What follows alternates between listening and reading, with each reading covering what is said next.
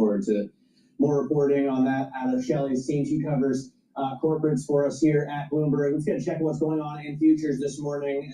As we've been saying, talk about an end to the government shutdown, even if we don't completely understand how it would work in the Senate, because anyone could stop it, is really boosting stocks. S&P futures up another 0.9%. We were already up. We finished Friday higher, even though for the week we were still down. Yeah, the worst week since early April. So some of the other movers on our radar this morning, there were some other earnings. Tyson's, for example, those shares are moving higher by almost 4%. It expects earnings for 2026 to be little change compared to this year. That's despite beef prices at a record high. Gold miner Barrick maintained its full-year production target and raised its quarterly dividend. As a result of that, ends the end of the government shutdown. Shares are up 5%. Actually, gold is doing better today because of the end of the government shutdown, right? I think gold's higher, which also doesn't make a lot of sense. It is true. Spot gold is up to over $4,000 now, $4,089 a troy ounce. Instacart finally here providing an upbeat earnings outlook as orders grow at a healthy clip. I don't know what a healthy clip is, but orders are growing. They're growing, yeah, that's the net sum of that. All right, coming up on the show, U.S. airlines cut flights, a chaotic weekend for travelers, more on the headwinds facing airliners, and maybe what the end of the government shutdown does to them. That's all coming up on Bloomberg Open Interest.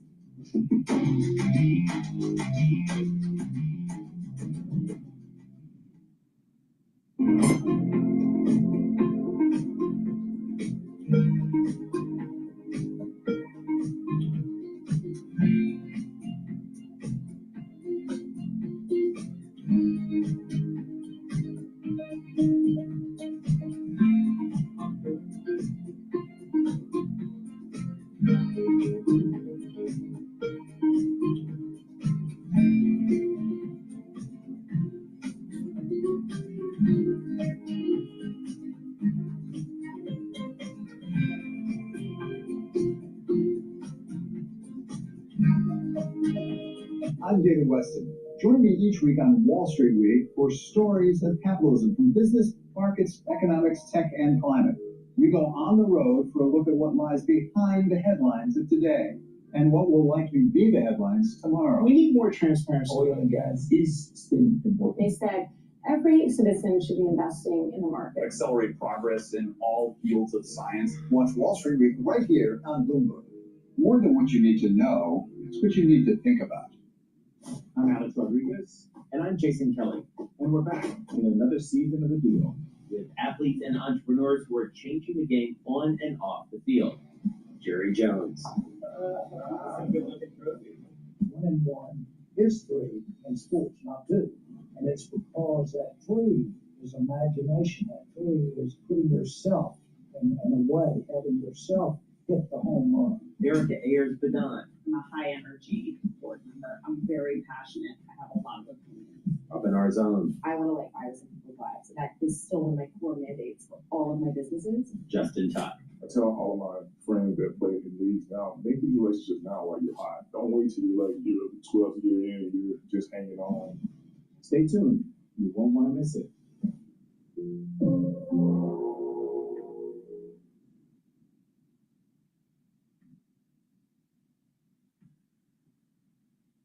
It's a multi-trillion-dollar industry. We'll show you what's happening in ETFs like no one else. ETF IQ, only on Bloomberg. Key investors, top executives, global innovators. Join me for in-depth conversations with the biggest newsmakers on the day's top stories. Insights with Haslinda Aden, only on Bloomberg.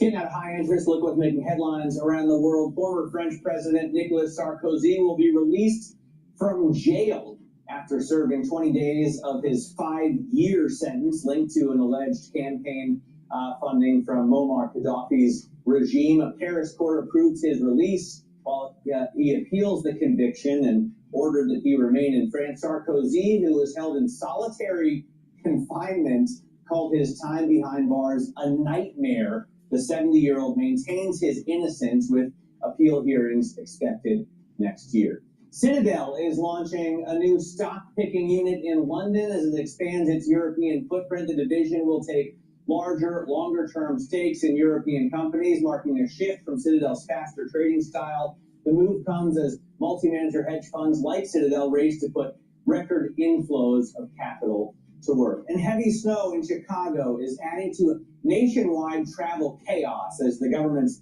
flight restrictions enter a fourth day. More than 10,000 flights were delayed or canceled yesterday, and airlines warn more disruptions are likely with fresh snow falling. The gridlock comes as the shutdown drags past 40 days, leaving air traffic controllers unpaid and straining the system ahead of the busy Thanksgiving travel window. Danny? Let's get more. Hello, my name is DrPaulCottrell. Thank you for joining. We are live streaming on Rumble and on YouTube and on my website, the-studio-reykjavik.com. You can follow me on X and GETTR. You can also follow me on YouTube, Brighteon, Bitchute, and Rumble. Please do. All these videos are for free. Share the links. Ask your social media to follow me. And that's a great way to help support the work that I do. You can also support, because all these videos are for free, you can support by donating on my website, the-studio-reykjavik.com. You can donate through Stripe, PayPal, or Buy Me a Coffee.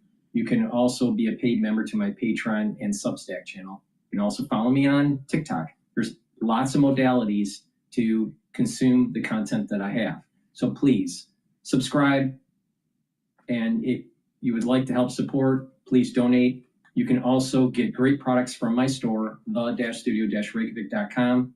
You can get ebooks, supplements, and also course material on immunology and pulmonology. You learn a lot about the immune system and how your lungs work. So it's a great way to get lots of videos, lots of PDFs about how those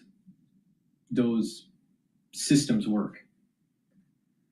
Please go to my store, the-studio-reykjavik.com. Follow my advice to slow down the aging process, stack the supplements the way I tell you to, and you will benefit from that stack. And I'll explain throughout this broadcast exactly how to stack these supplements and what they do for you. Please go to my store and get the structural nail silver soaps. I have 4 different versions of it. You can get it in peppermint, lavender. You can also get it in lemongrass and charcoal tea tree. Get a few bars for your household. Be prepared for the fall and the winter season. Again, this is made from structural nail silver. In addition, they're great for the gift season, the holiday season. You're looking for stocking stuffers? This is perfect for it. Please go to my store, the-studio-reykjavik.com. Get the structural nail silver soaps. Use discount 5. You get $5 off any order. All caps, discount 5. Thank you for joining. Now let's continue with the news. Hold up and might think twice about booking travel, especially as they watch the chaos unfold. And so we still have to wait and see what the booking trends look like when the airlines sort of give us more of an update as to what the impact of the shutdown and restrictions were. But in terms of sentiment, it definitely plays into sentiment. I mean, the airline stocks in general, the big ones, right, have all rallied since Liberation Day. So they were higher at the beginning of the year, but they took a huge hit into April. And since then, they're all on the uptrend, at least United, American, Delta. Does this put that at risk? I mean, United and Delta had great results, and they talked about how they have a consumer base that isn't as affected by inflation and higher prices because they are sort of more immune to those things, and they've sort of gone more premium. They've sort of changed their aircraft mix to add more premium seating, and that's why we've seen the low-cost carriers struggle a little more. But in terms of sentiment, yes, there was the airlines also cut their estimates for the year when the Liberation Day tariffs came around because they weren't quite sure what the economy looked like. And then they sort of been more bullish and more optimistic about the prospects for next year. So that's why airline stocks have been where they are. All right, Sid, thanks so much for joining us. Sid Phillip is our global aviation correspondent. Let's get a look at some of the other movers on our radar this morning. Crypto-linked stocks are rising amid the risk-on sentiment as the government shutdown inches closer to ending. When Bitcoin rises, when the rest of the CRYP Go universe gains, you see these stocks rally as well. And apparently that's part of the reason why gold is higher this morning too. So you see gold-linked stocks also outperform. Maybe there's also an increased chance of a rate cut next month as the shutdown progresses. You also had earnings from Barrick that upped their dividend and share buybacks. European buyout firm Invest Industrial has agreed to take food label manufacturer Treehouse Foods private in a $3 billion deal. As a result, Treehouse trades up towards the premium. You can see the gain there more than 20%. Coming up on the show, Empower's Mark Norton says that volatility will remain high, so it's a good time to prioritize rebalancing. She's going to join the show next. Alrighty, let's take a look at some of the other news that's going on here.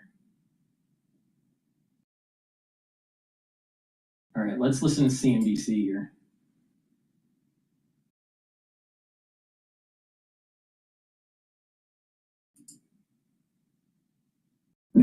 We build on more than 6 decades of experience. Joining us right now to break down the latest developments in the government shutdown, Jake Sherman, Punchbowl News' co-founder, and NBC News and MSNBC political contributor. So here we are, perhaps on the cusp of a deal. I want to know what you think the Democrats are going to get for all of this, what you think the Republicans are going to get for all of this, and the way the public is going to think about this when it's all over, if they think about it again at all. Maybe they won't think about it again at all. The Democrats get nothing. Let's just be clear, they get nothing. They don't get, there's no significant policy wins in this for Democrats. They have been spinning it as, well, they get snapped for a year, they get to reverse the mass layoffs that the Trump administration has conducted since October, and they forestall any layoffs until through January. First of all, the Trump administration laid people off during the shutdown because the shutdown was ongoing. SNAP is funded because that's what happens when you reopen the government. You fund the agriculture department. So there's nothing. There's no real policy victories at all for Senate Democrats, and it reproves the point, Andrew, that shutdowns, the instigating party in a shutdown never gets anything. Donald Trump learned that in 2018, 2019. House Republicans learned that during their Obamacare shutdowns early in the Obama administration. You don't get anything. Now, Republicans, I will say this is not without risk for Republicans going forward, because they're going to be plunged into a conversation about healthcare, which has never been a winning issue for them. Maybe it changes. I don't know. I can't tell the future, but they will be forced to talk about healthcare, which is not a great topic for them. And these credits are expiring. They are. They're going to expire at the end of the year, and maybe they can find something better. Maybe they can't. But that's the only real risk I see for Republicans, which is a modest risk at that. But you're going to hear, Jake, about people anecdotally, X, this is what it used to be, this is what it's going to be now because of and it may be pressure to really to address that at some point. I saw a meme this morning, and you sounded just like it, because it was from G2, and it was a meme where that senator from Nevada was trying to shake down Michael Corleone for a casino license, and he makes unbelievable threats, and then says, "Let me know by the weekend what it is." And Michael Corleone says, "I'll give you my answer right now." So, nothing, and that's exactly how I'll give you, and you're going to pay for it. But Jake, the thing that I'm trying to figure out is, do you think that a year from now, come the midterms, and somehow this factors into that discussion? Midterms I don't know. Does this just go away? Who's worse off, Schumer or Republicans in the midterms? Neither one look very like they're in a great position today. I'll put it this way: in Donald Trump's Washington and Donald Trump's America, 12 months might as well be 12 years. We don't know what we're going to be thinking about, what voters are going to be thinking about next year. Now, the question is, if Joe's right, maybe they will have to fix this. If premiums are up 2x or 3x in some places, who do voters blame? Do they blame Republicans who control all of Washington, or Democrats who put the law into place and folded in the shutdown? I can't tell you the answer to that definitively. A lot of Republicans have told me that they think that they are going to shoulder the blame here. And listen, Trump seems at the moment, again, with Trump, you don't know where it's going to go, but at the moment interested in doing some sort of healthcare effort. I think that is not easy for Republicans. We've seen over the last 15 years, nearly 16 years, Republicans have not been successful in putting out a plan that people can rally around that is as comprehensive as the ACA, and maybe they don't want to. Maybe they'll make changes around the edges. But Joe, you are right. Republicans, since October 1st or even before, have not moved 1 inch on their position in the shutdown, which is we're not going to discuss healthcare with the government shutdown, and eventually Democrats are going to fold. And they did. And by the way, it's Monday. Maybe the Senate finishes this today. If they're lucky, they need to get consent from 100 senators. So we're going to go into at least toward the end of the week, middle end of the week, before this is fully resolved. And it will take airports and the rest of society a couple of days here to snap back. Hey, Jake, that's the point. This is Every time I open that spreadsheet, my soul left my body. I have that too, but I switched to pipe drive. This is how I always pictured sales in my head. I didn't know it could be so organized. Leave spreadsheets behind. Discover Pipe Drive Sales CRM. A peace plan for Gaza. For the plan to advance, Hamas must disarm. Instead, Tonight, terrifying images emerging from Gaza. Videos show Hamas-linked gunmen carrying out a public execution as they return to the streets. Hamas on a rampage, executing Palestinians, bloody crackdown, spreading terror. For freedom, not terror, Hamas must go.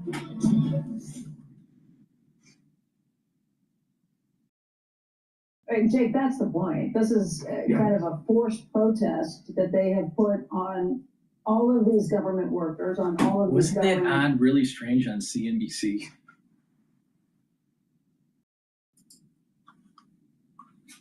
Recipients saying this is so important to us and we're going to take you along with us. Because this is the longest we've ever done this, what ripple effects last beyond just how long it takes to put society back together? Are there things that will change permanently for this? Are there just the ripple effects from the air traffic controllers who are in training, who are saying, forget it, I'm not going to do this anymore? Will the government actually act to try and make it a lot tougher for a government shutdown in the future? They can't make it any tougher, Becky. I mean, there's nothing they can do to make it tougher logistically. I think there's been estimates that GDP is gonna take a hit. Most of the damage, the economic damage from the shutdown, is predicted to reverse, right? It's predicted to snap back once government coffers are full and the country starts moving again. But listen, this process, this funding bill puts another deadline for most of the government funding on January 30th.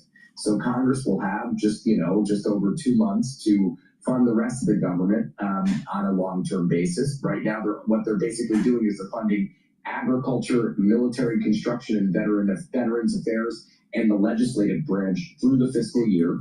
The rest of the government needs to be funded by January 30th. Listen, what you said, Becky, is absolutely correct. Government shutdowns are designed to exact pain in exchange for a policy concession. And the hundreds of thousands of federal workers who are paid by the government, paid by the federal government, it's just they are along for the ride, and it is difficult. And we've seen. Trump learned in the last when the Republicans shut it down, it's like not something that works.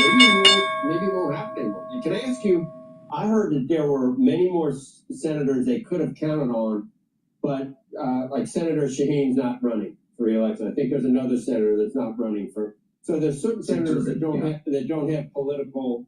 There won't be a hangover from what they're doing. How do they decide to do? They got exactly what they needed. So whomever didn't have to vote for it. That always happens, Joe. How do they do exactly what they need? How do they do it? Do they talk? Do they talk to each other and say, okay, you don't have to do it, I'll take the flak for you? How many more were there? Remember, I can tell you this: two of the people who voted for it, Dick Durbin and Gene Shaheen, are not running for re-election. The rest of them are up for re-election in 2028 or 2030, so they don't face voters for some time. That is eons away. Who knows how many of those people run again, et cetera, et cetera. So they were all in negotiations over what they need to get to yes. And all of these folks, to a person, they were sick of the shutdown. They think it didn't work. Tim Kaine, who just won re-election in Virginia, decided that the several 100,000 government workers didn't deserve this anymore. In Virginia. By the way, I do not know whether there were a bunch more. I don't. Now, I just don't. I'm not sure that's correct. I mean, I'm sure if they absolutely needed it. Remember, Schumer is against this. Schumer is going to vote no. Brian Schatz, the next Senate Democratic whip, the next number 2, and probably the next number 1 at some point, is going to vote no. So the top of the party is no. And by the way, this is going to be very messy in the House of Representatives. We're all forgetting, or at least I needed reminding, kind of, that Republicans have 219 votes in the House. They can only lose 2 to pass this. Hakeem Jeffries is a no. His leadership team is going to be a no. The default position for House Democrats is going to be a no. This is going to look very, very turbulent in the House when it gets there Wednesday, Thursday, or Friday. When they bother to come back to work. Yeah, they've been out for 50 days. It's one of them. I'll say this, having covered this stuff for, as long as I have, 15, 16 years, this is the most obscene thing I've ever seen, that they've been out of session for 50-something days as the shutdown is dragged on. They would have, I think. And by the way, they're getting paid for all of this. Correct. Constitutionally, they are mandated to get paid. Yes, they are getting paid. There's your first problem. You want to make it tougher? Stop paying them. Want to make it tougher for government shutdowns? 1,000%. They wouldn't have continued if they were not getting paid, probably, or would have been much quicker. But Joe, what you said is right. It's just a little piece of things. Never end well. They never end well. Proper shirts for life's bigger moment. All right, the market is opened. The S&P 500 is trading at 6,798. VIX is at 18. The euro is at 1.15.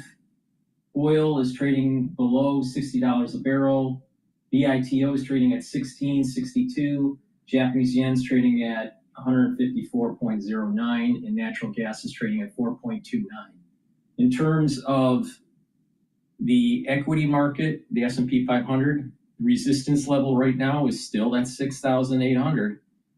Support levels at 6,750. Year-end target that I have is 6,850 to approximately 7,000. Once the end of the shutdown is official, then I think we're going to start seeing a market rally. Now, with that, let's listen into some other news that's starting to pop up.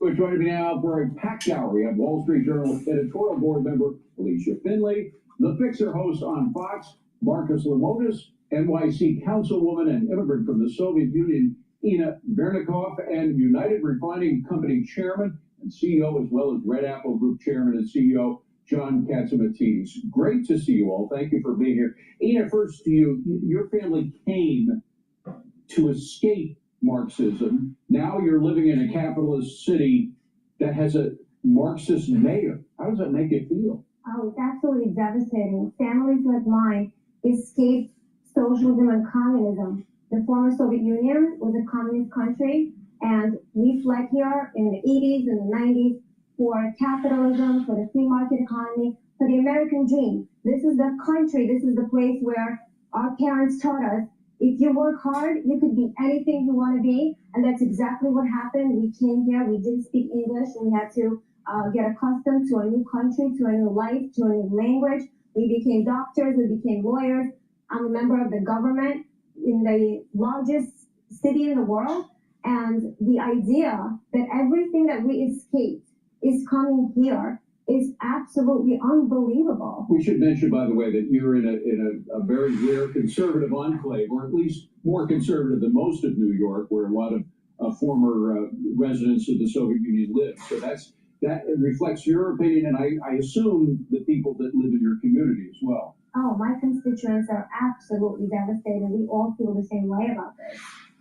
John Catsimatidis, for those who don't know you, you're in a lot of different businesses, oil, grocery stores, etc. How does a business person do business with a Marxist mayor? It's going to be more difficult. We are hoping that Governor Hochul, who's the current governor, is tough enough to lean on him to make sure he does the right things. Then we have President Trump, who's one tough guy, and he has said to me and has said to people that the fact is that the federal funds will keep moving to New York, but I suggested to him maybe put a monitor in to make sure the money is spent properly and doesn't go poof. By the way, we saw that in the 1970s.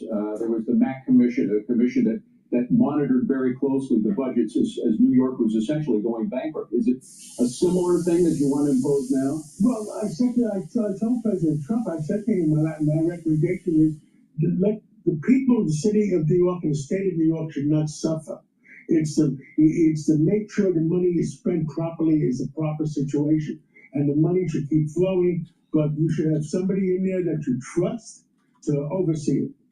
Marcus, the fact that the focus is on New York is because it's such an extraordinary situation. The city of capitalism with a Marxist mayor. But this kind of movement you see happening all over America. You've got businesses all over America. How is Middle America responding to all this? I think that the one thing that we have to think about as we sit here today is that affordability is an issue everywhere. It is not just in New York City, absolutely. From Seattle to Minneapolis to Chicago to wherever it may be. But I have a high level of confidence, and you probably would expect me to say this, that capitalism will always win out. And that the idea of socialism is, in my opinion, a good experiment. When you say that we're just going to experience it for the first time, what's going to happen? It exists everywhere. Mm-hmm. It exists everywhere. This idea that people want things for free and don't want to work for it exists everywhere. But Alicia, it hasn't existed in the Democratic Party for everywhere. And that's the question. Democrats are now clasping hands with Marxists like Mamdani. I just want to play a little bit from Governor Kathy Hochul about a week ago when she fully endorsed Mamdani. Play that tape. Take that energy, that passion, and take it into 26 so that we can take back the House of Representatives, take the Senate, and we take back America. Thank you, Queens. Thank you, New York. I love you guys. They say time is money. What if you had more of it? Gusto saves you 2 days every month on payroll, taxes, and compliance. So you can go from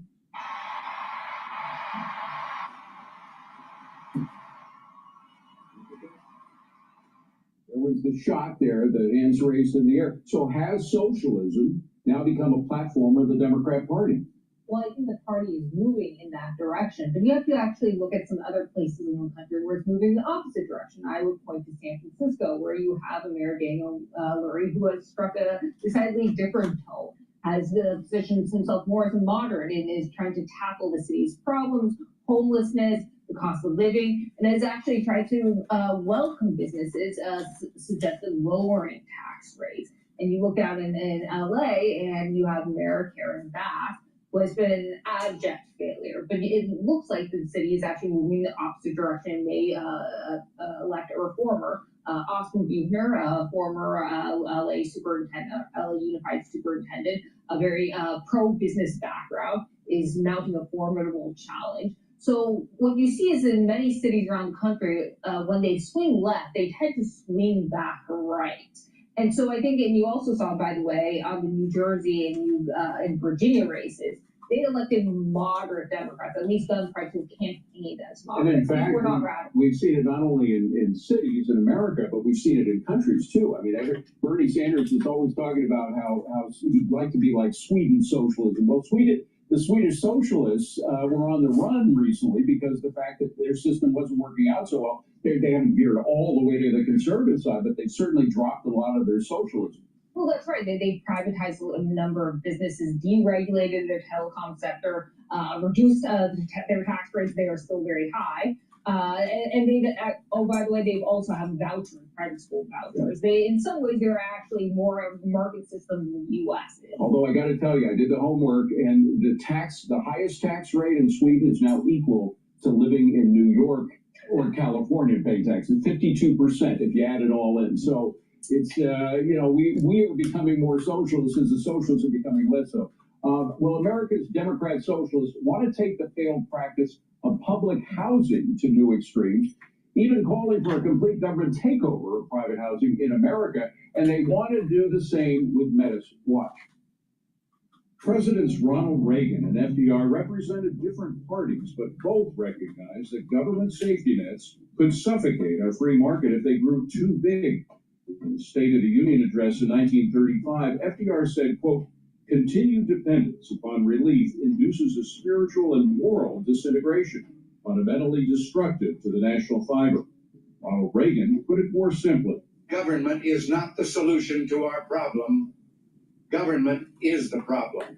Since then, government has grown far bigger than either could have imagined. But American socialists insist that government's not big enough. They suggest that all our needs, including food, housing, and healthcare, are a national right.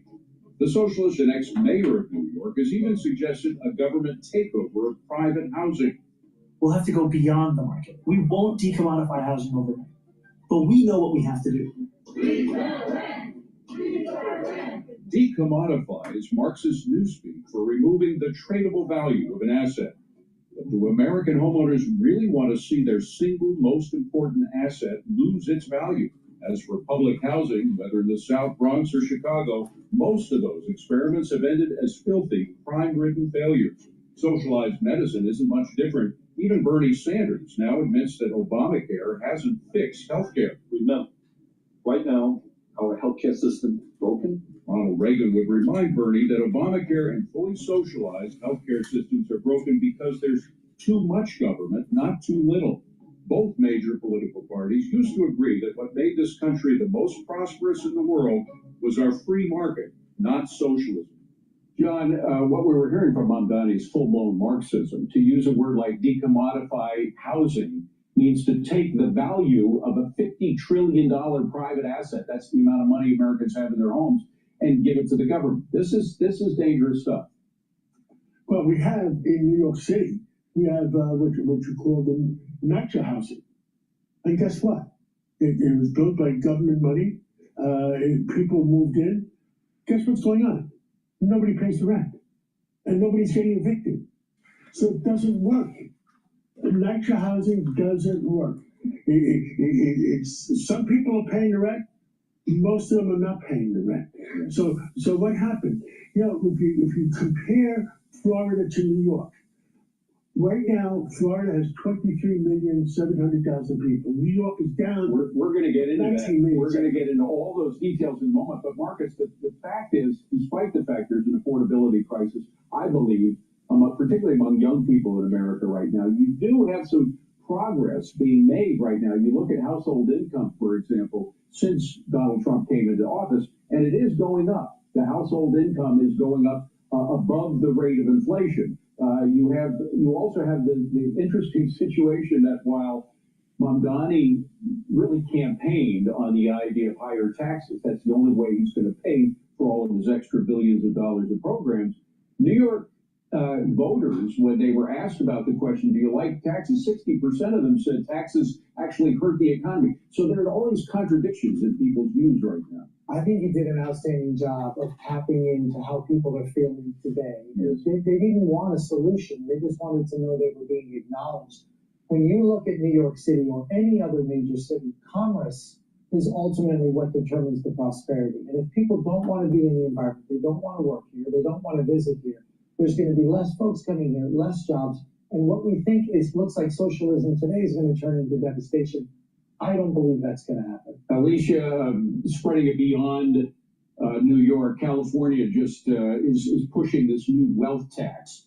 New York would also have a wealth tax if Mondani is able to convince the people in Albany, the people that run the state, to accede to his demands to have a wealth tax in New York City above what we already have. How many times have wealth taxes failed around the world? People just pick up and move, go somewhere else. I think that's exactly right. You saw that in Europe, and that's why the French government has been reluctant to do so despite pressures from their flag. Now, in California, they're scrounging for revenue, partly because the pandemic, COVID relief money is drying up.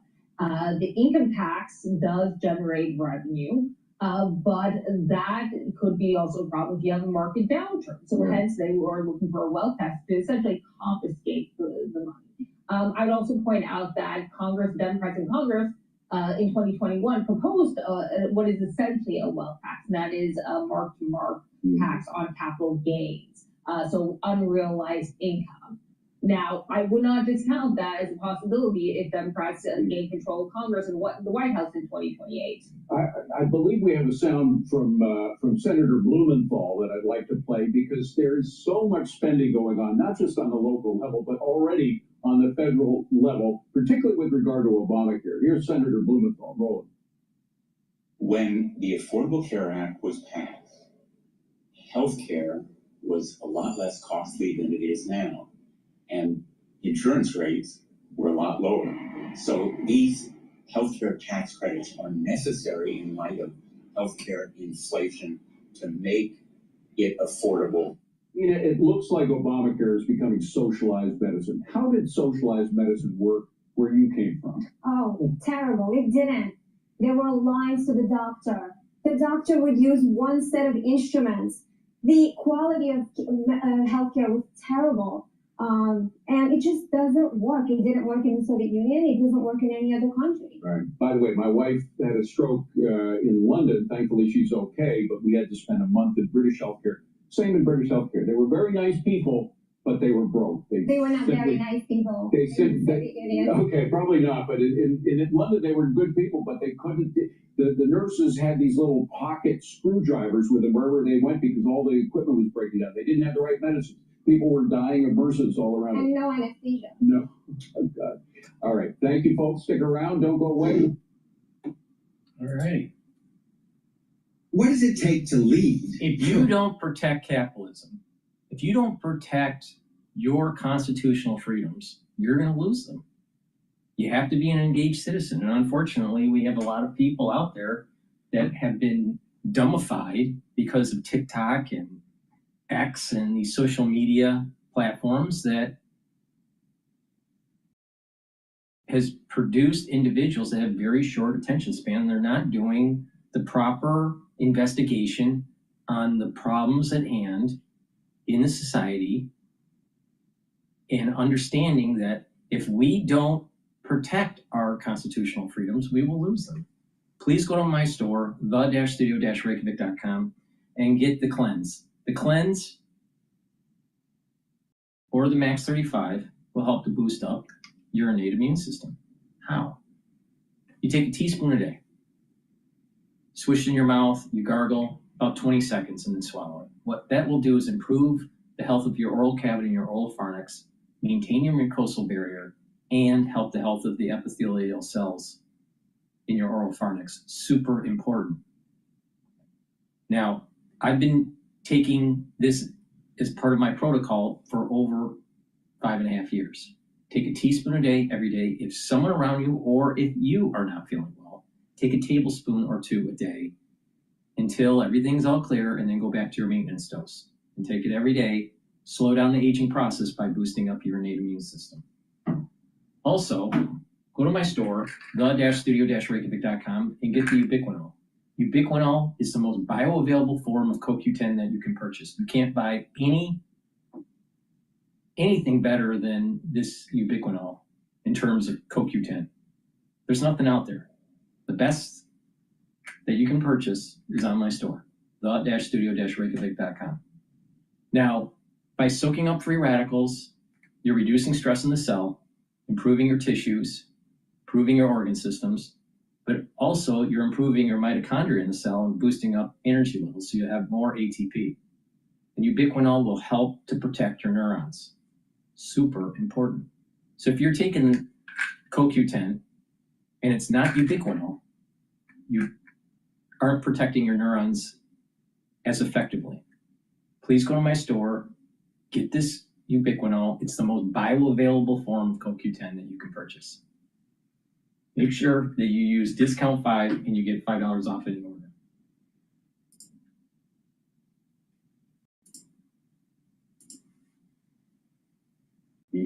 At the Fed right now. One is that we need to get ahead of a brewing problem, especially in the labor market. And the other is, if you're in a dark room, you want to move carefully and maybe pause. Which one do you think carries more weight? I'm going to shift over to this BBC issue with Trump. Times Radio is talking about BBC's days are numbered unless it changes. Let's listen in. On your motorcycle, on your bicycle, in your car, at your desk, during your run, creating content. With SB Connect, Andrew worked as a presenter for the BBC under 6 Director Generals, we think, and 2 people who had to act up as DGs after sudden resignations. Andrew, is this, I mean, this is perhaps predictable that the BBC tends to do nothing, underreact, and then someone eventually has to carry the can. What do you make of this particular scandal? Well, I think it's much more than the resignation of the Director General and the head of news. I think it's much more than just this splicing together to distort what Donald Trump was saying on January the 6th. Well, that in itself shows something of a mindset. I mean, what Donald Trump did on January the 6th was bad enough without having to make it up. Yeah. You know, his behavior that day, I think, was deplorable, and the behavior of his followers was even more deplorable. So why you had to distort it, just tell the plain, unvarnished truth would have been enough. But no, they had to go further. And, you know, Deborah Turnus in her resignation said that the BBC is not institutionally biased. Well, I think she's wrong. The problem is that in a number of areas it has become biased. And the Prescott report, which has started all this, was not just about the splicing together of parts of a speech 55 minutes apart. It was about the BBC's coverage of the Trump election campaign and its systemic bias in favor of Kamala Harris.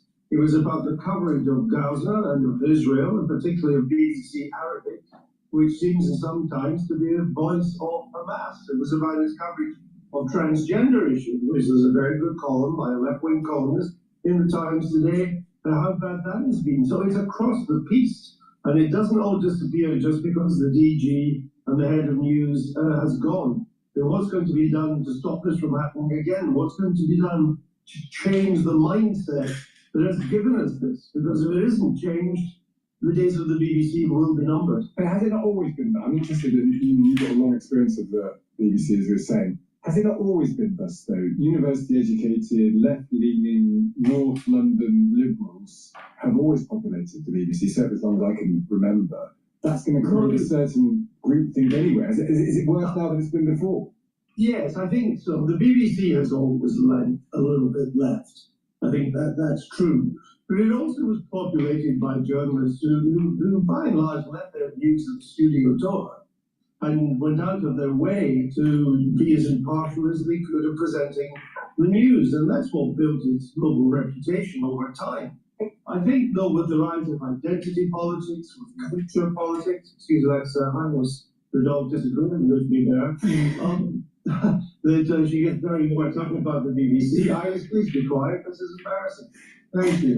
I think with the rise of identity politics, and with a particular group of cultural ID people coming in out of the universities into metropolitan areas, you can see that this isn't just a BBC problem. This is a problem that almost every broadcaster faces. I mean, Sky News leans to the left, Channel 4 News leans to the left, ITV News now leans to the left, ABC in Australia leans to the left, CNN, MSNBC, ABC, CBS, NBC in America.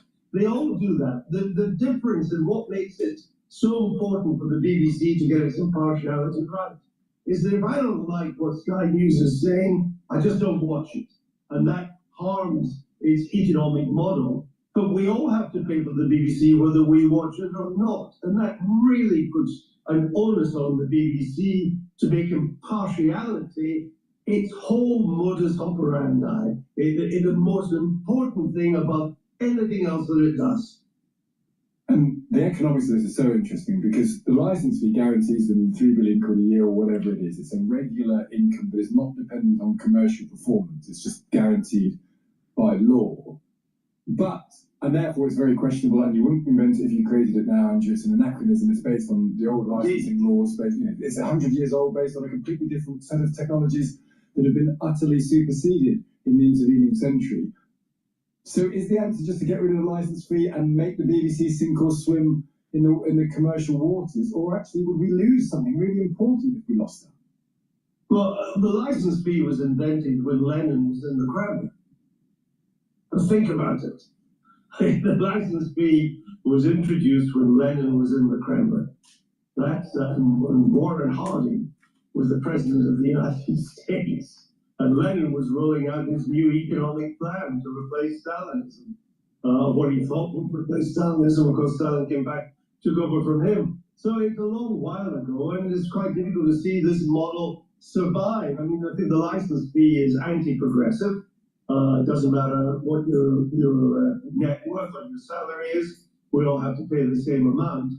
And yet, in a curious way, given that we now live in a kind of echo chamber of media, which people, fake news is everywhere these days, you don't know who to trust, you could argue that a properly run BBC that put impartiality at the center of everything it did in terms of news is in a way more needed than ever.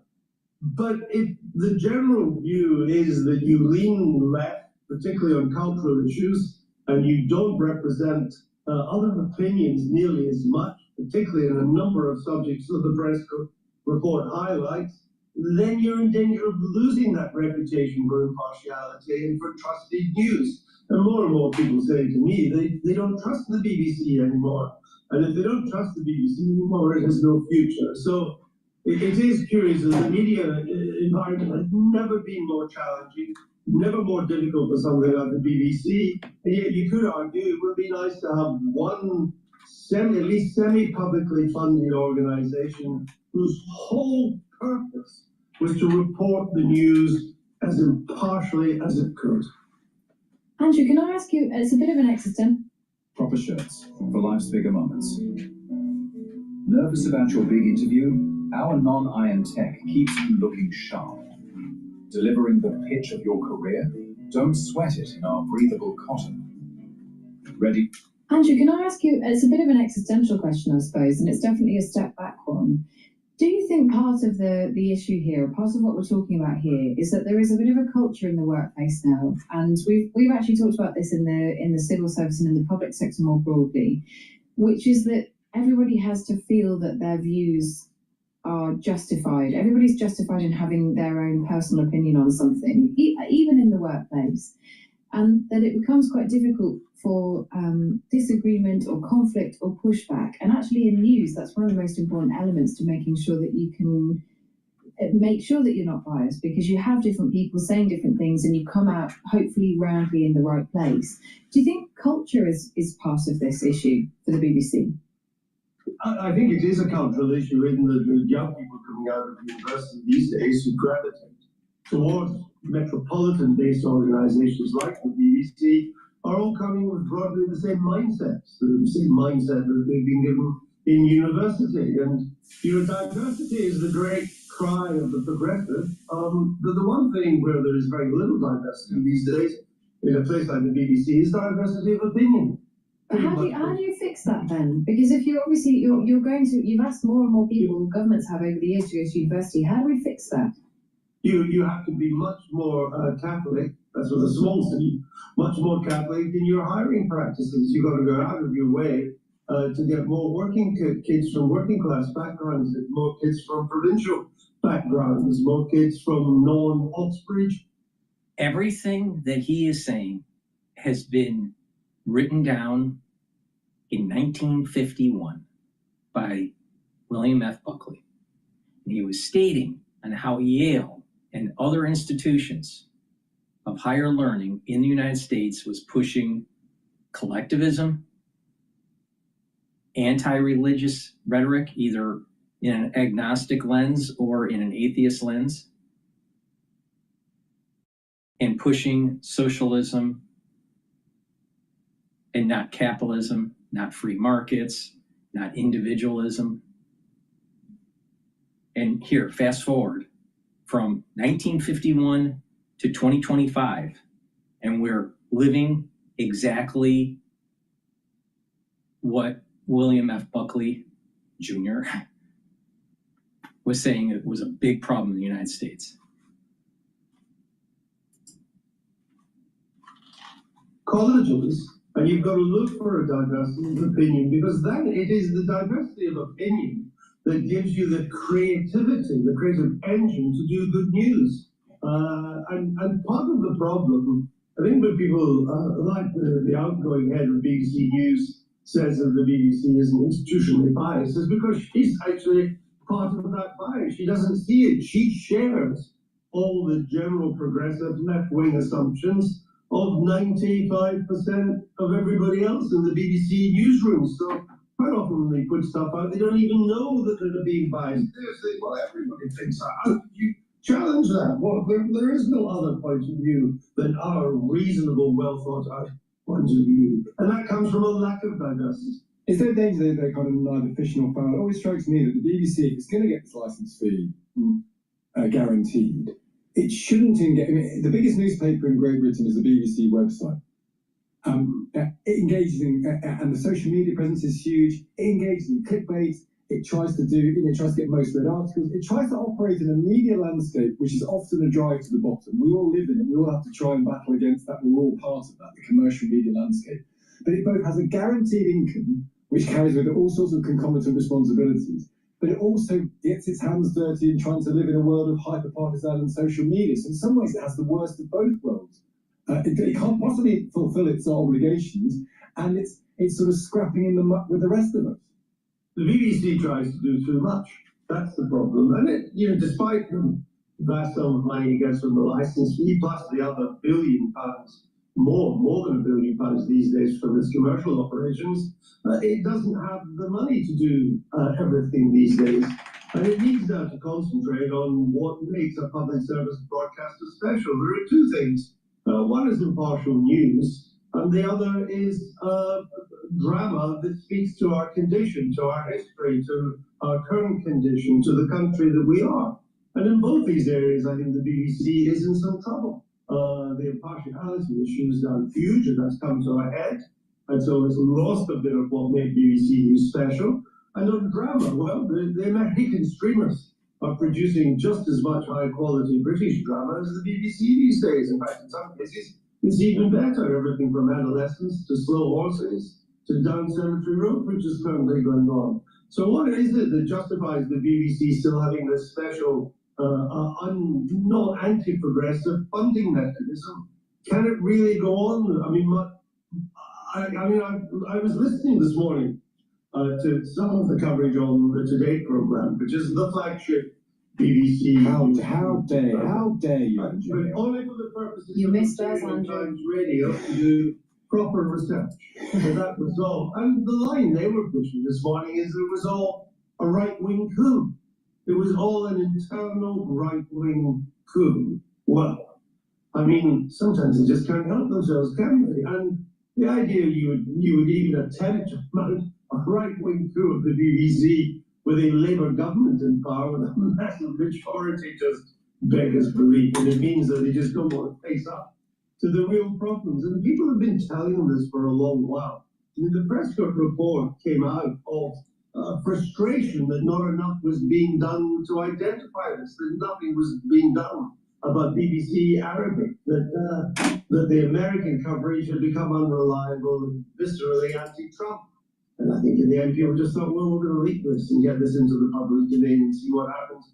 Because trying to change things behind closed doors isn't. And I think the BBC over the past 2-3 weeks became frozen in ice because it didn't know what to do. It neither apologized nor defended what it had done.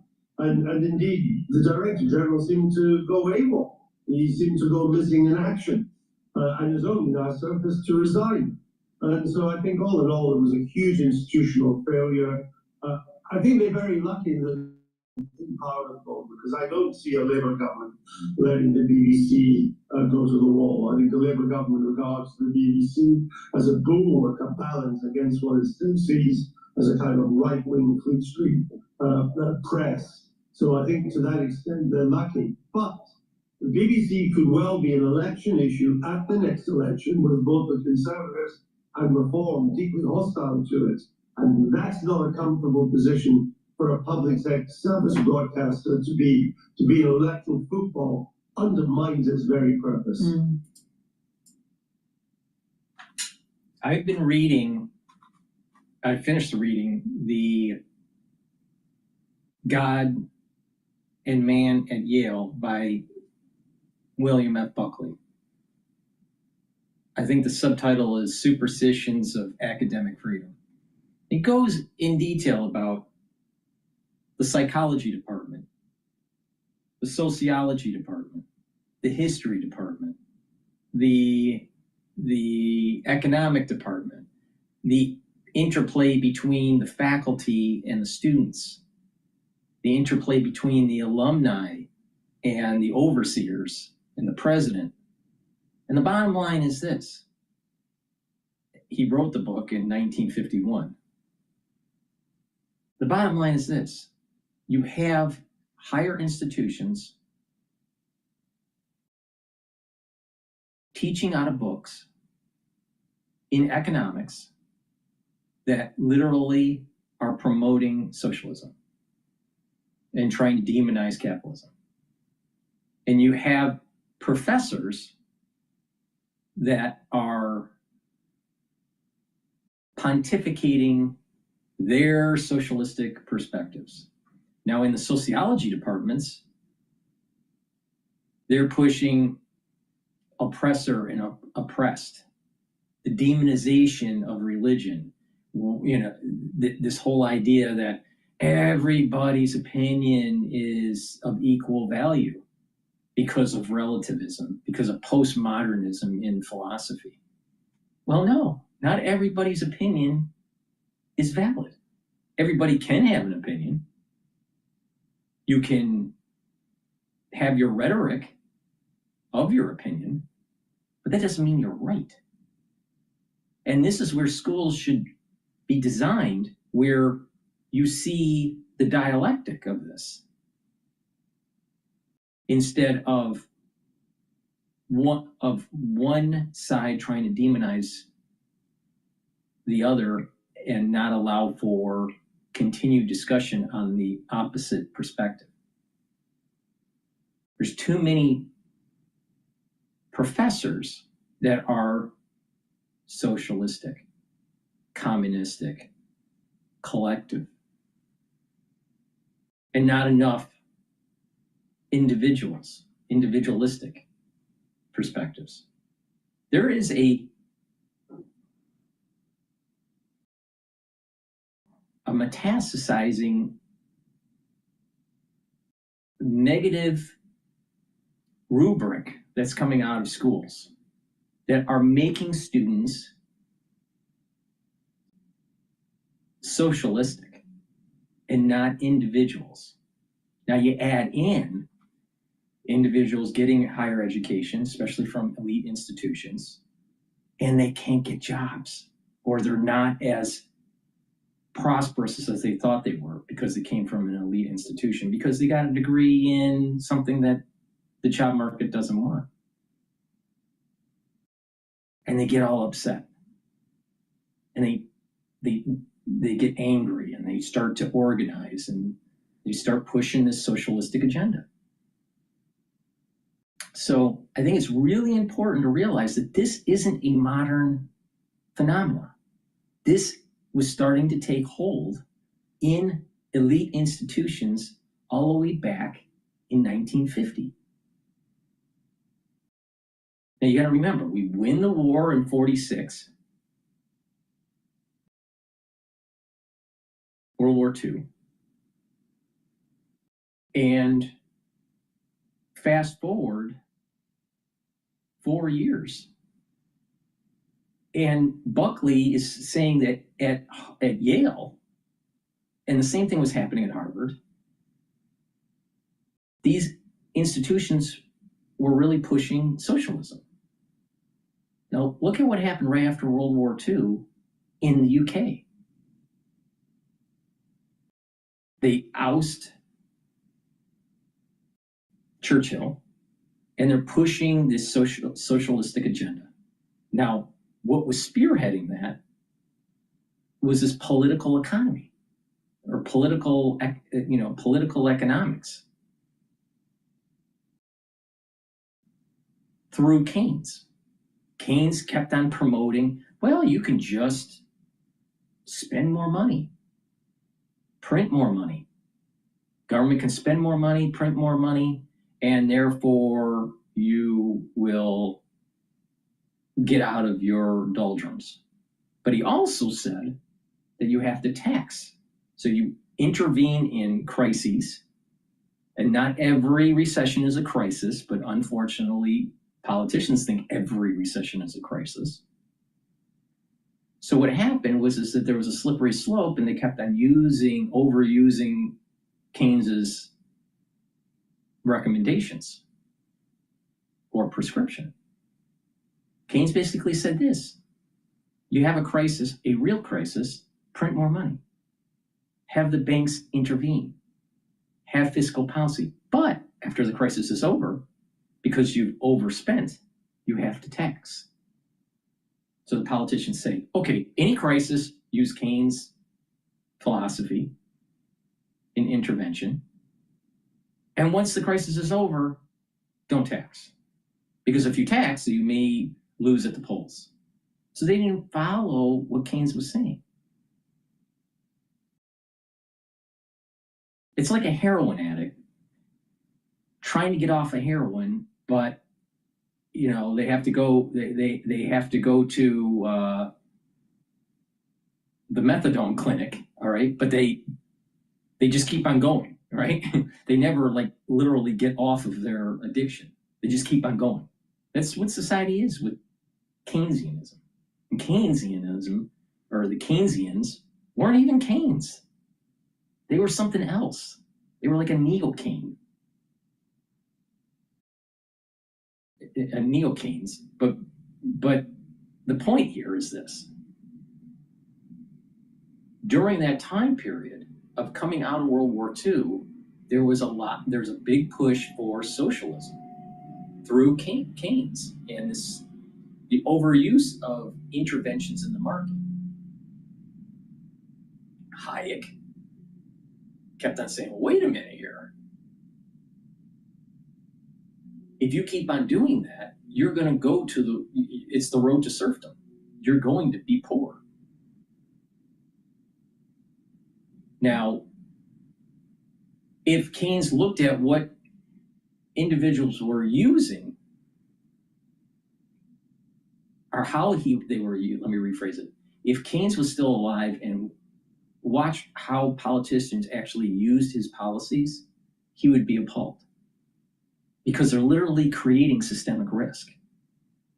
They're creating a pernicious aspect. That you prescribe something because there's a disease. There's some sort of pathology. But that doesn't mean that all ailments are that pathology. And that doesn't mean that you should continue on the treatment once the patient's better. So you need to know when, you need to have the discernment to know when to prescribe certain medicines or policies. The human body is a complex system with very complex feedback loops and biochemistry. The social system and economy is very complex also, with many feedback loops. So if you have an ailment and you just kept on using the same prescription even though the ailment went away, does that make sense? In most cases, no. Well, why would you continue to use Keynes? Keynesian policies on benign things like a minor recession, not a major crash like Lehman.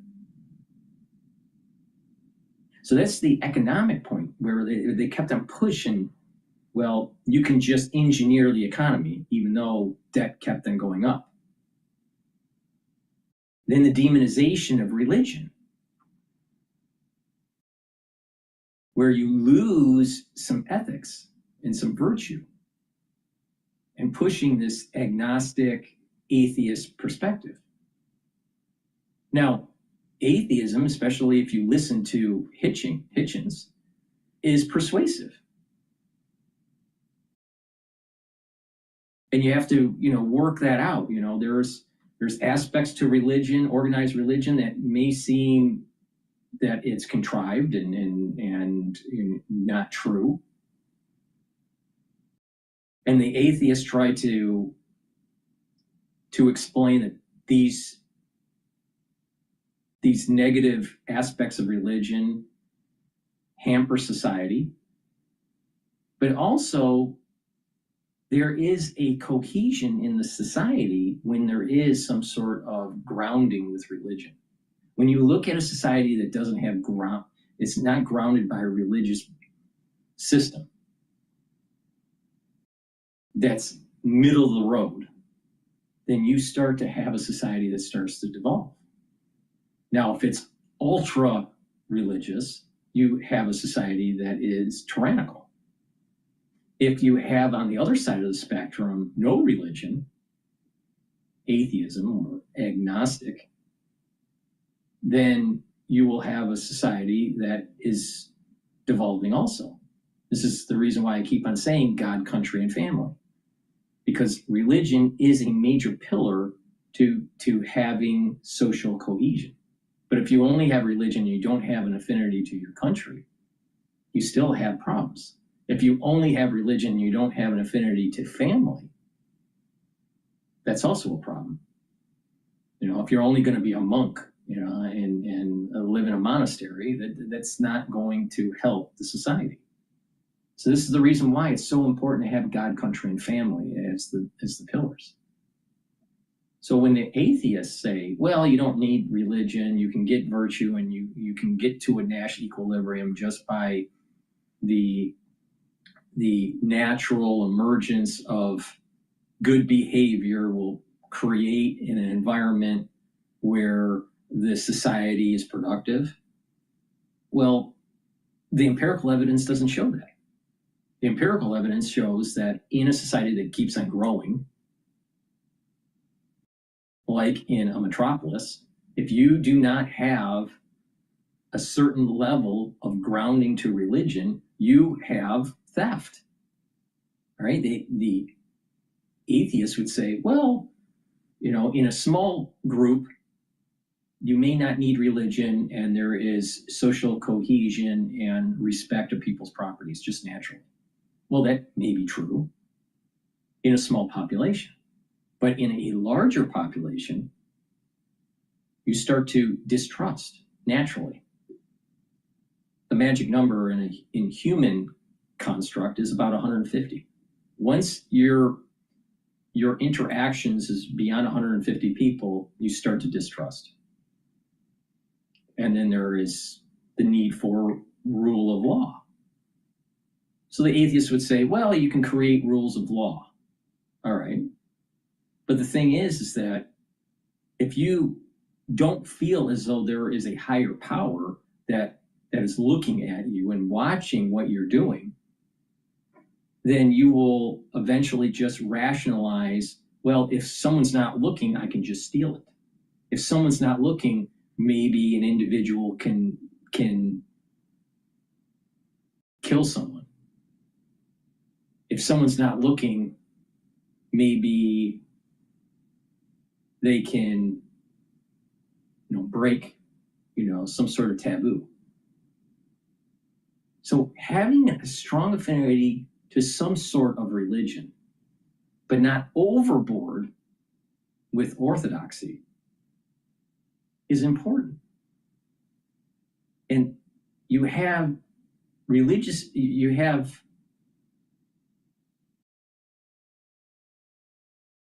academic institutions that are demonizing religious institutions because they think through just logic that everything's going to work out and that you don't need religion. Well, what society really is productive, law-abiding, and safe and long-lasting if it's 100% atheist? Now, you do need atheists in a society because you need to have that as a break to prevent an overrunning of the society by orthodoxy. So you need a heterodox society. So I'm not saying that atheism doesn't have a part in the whole construct of a society. It does. But the thing is that it can't be this, it can't be the authority or the majority of the society, because what will happen is that you can logically, using postmodernism, just rationalize your way out of virtue. I mean, this is really something that the Greeks were really pushing. What's virtuous? What's truth?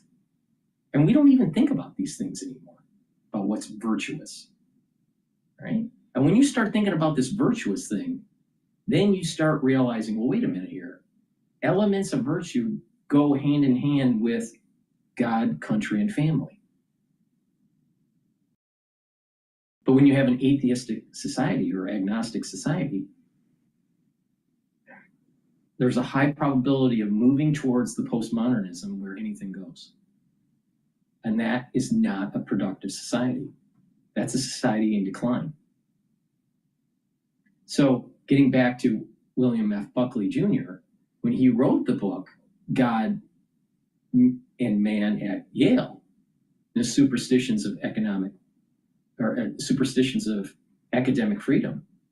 When a student goes to a prestigious university or even a non-prestigious university, you're being indoctrinated not just in the discipline of STEM or in the discipline of the humanities or the social sciences. You're being indoctrinated in a system that is collective, socialistic, and anti-God. So that doesn't mean that all the professors are that way, but many of them are. Now, what is interesting near the end of the book, from William F. Buckley, at the end of the book, he goes and states that, well, if you have a skill, he uses the example of a mason, all right? You have a skill and you're building buildings through stone and brick and concrete, right? So you have mason skills, but you don't want to do masonry, but you're really good at it, and there is a need in the society for your skills. So you can make money at it, but you don't want to do it. You want to be a photographer, but you can't make any money on being a photographer, but you hate being a mason. All right?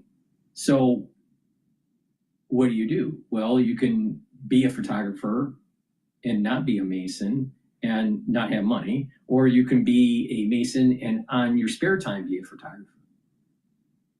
Now, he takes this example and then says, well, wait a minute, let's take a look at a professor. A professor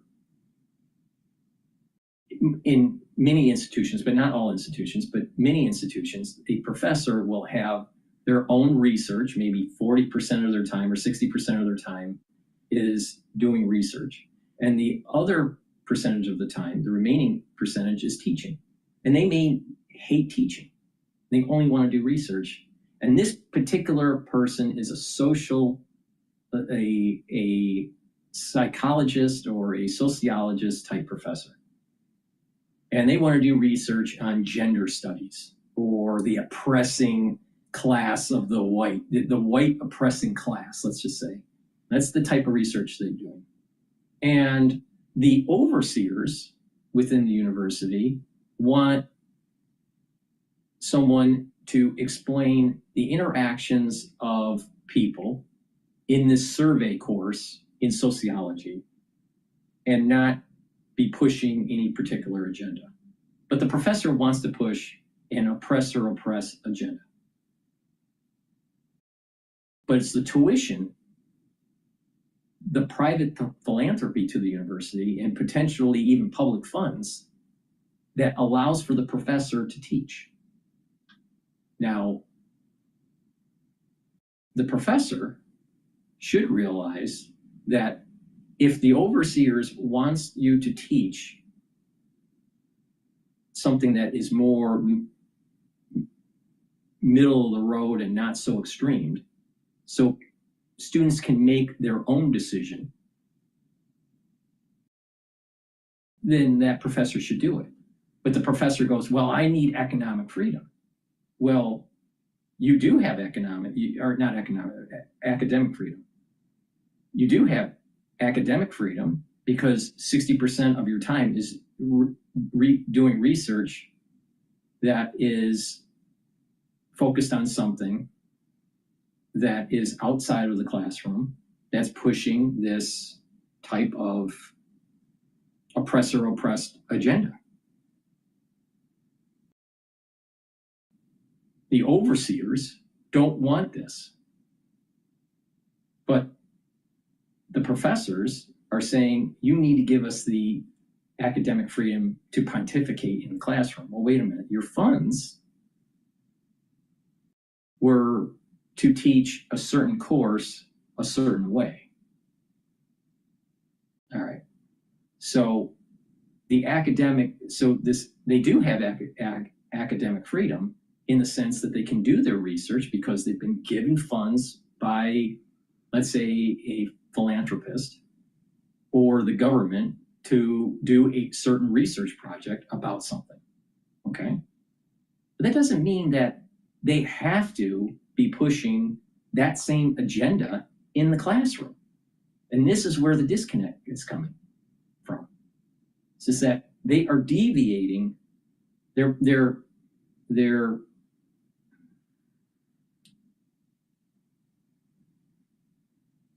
confusing two separate tasks of a professor. The task of teaching and the task of research. And where the school is at in terms of its alumni, its presidents, its overseers, and its philanthropic efforts. Now, take it the other way, where it's a individualistic, capitalistic professor. And let's say the overseers are saying, well, wait a minute, we want you to push collectivism. And he's getting private funds or government funds to actually do research in capitalism and in individualism to prove it that it's correct. He's still beholden to teach collectivism in the classroom, but he has the academic freedom through his research to promote individualism and capitalism. So it needs to work both ways in this. But in a fair institution, the overseers should say, we don't want you to push collectivism. We don't want you to push individualism. We want you to push truth. We want you to push what is true. Now, it could change. So if you're a collectivist and the truth comes out that capitalism is better, then it needs to be stated. And then when you're doing a course on collectivism, right, or socialism, you have to pepper in the content that this research is showing collectivism, but this other research is showing how collectivism is bad and capitalism is good. That's the way it should happen, but that's not what is happening in institutions. What happens is that you get a professor that's a socialist, you get a professor that is a capitalist. Okay? And if someone is going into STEM but has to take general courses in, let's say, economics, they may have only one choice. Pick the path of Marxist or pick the path of capitalism. And let's say this student is middle of the road, doesn't have an opinion one way or the other. But the way the scheduling works for the student, picking the Marxist course fits with the schedule.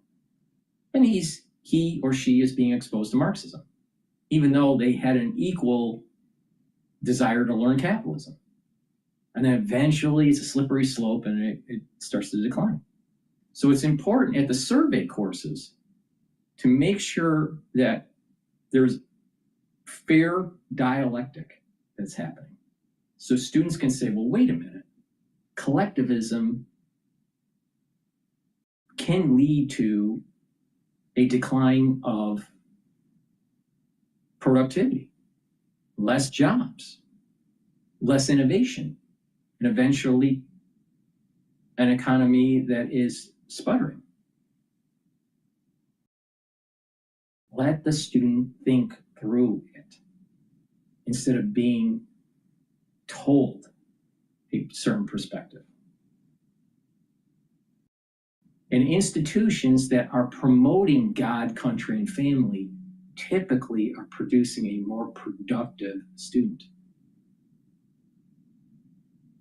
All right? You can have a school that is talking about the virtues of the bourgeoisie, having your own business, being a capitalist, taking risk. The school can also at the same time be saying that there is inequality and that there needs to be some sort of means to equalize that inequality.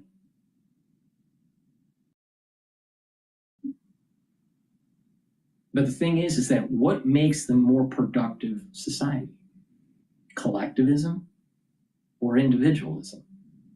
Capitalism versus Marxism?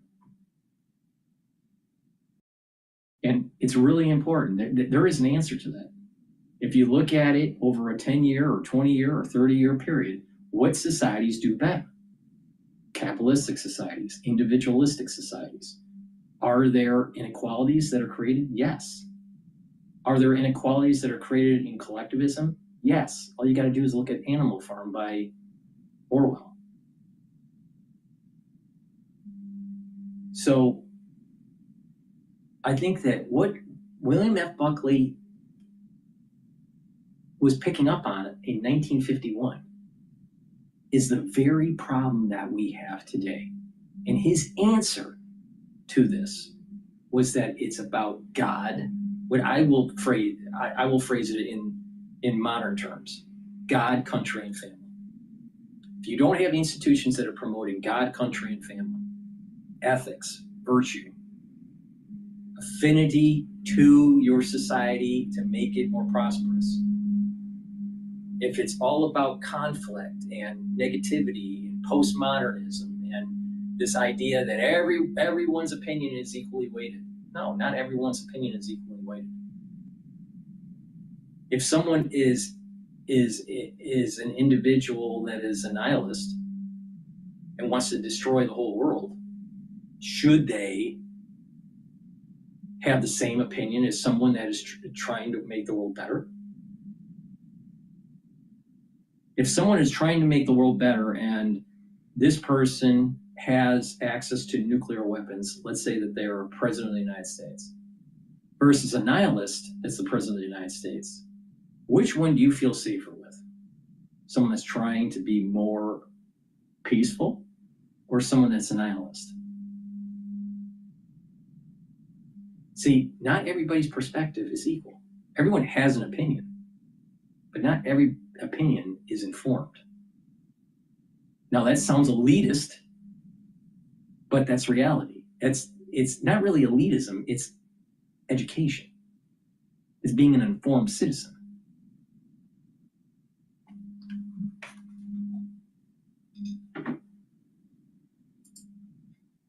All right. So it's really important to have this argument of this collectivism and individualism, or communism versus Marxism, or socialism versus capitalism. These things have been starting to simmer, going all the way back to after World War II, even before World War II, even during the Great Depression, this was starting to happen. But it wasn't so much, it didn't infiltrate the universities so much. It became really widespread, it seems, in the 40s and the 50s. And we have institutions that want to have it, that if something's bad in your life, it's easy to demonize. It's demonize something, right? This is an important concept that Niall Ferguson was talking to a author that is working on a book. I forgot the name of the book. But it's, and during that discussion, it came to the point where society's ills have to be blamed on someone or something. So Marx blamed the societal ills on capitalism. If you look at Orwell in Animal Farm, it's the human that's the bad. The human farmer is the bad guy, and the pigs are going to, you know, make things right. Animalism will correct the ills of capitalism. Now, you fast forward through the Cold War, after the Cold War, this monopolar world that we have in the hegemonic power of the United States.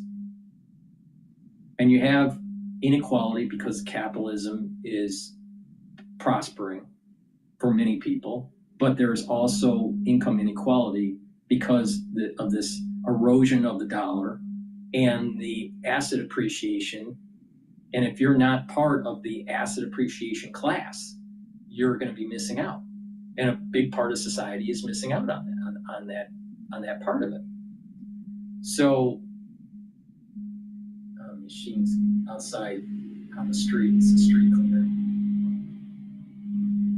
Okay, so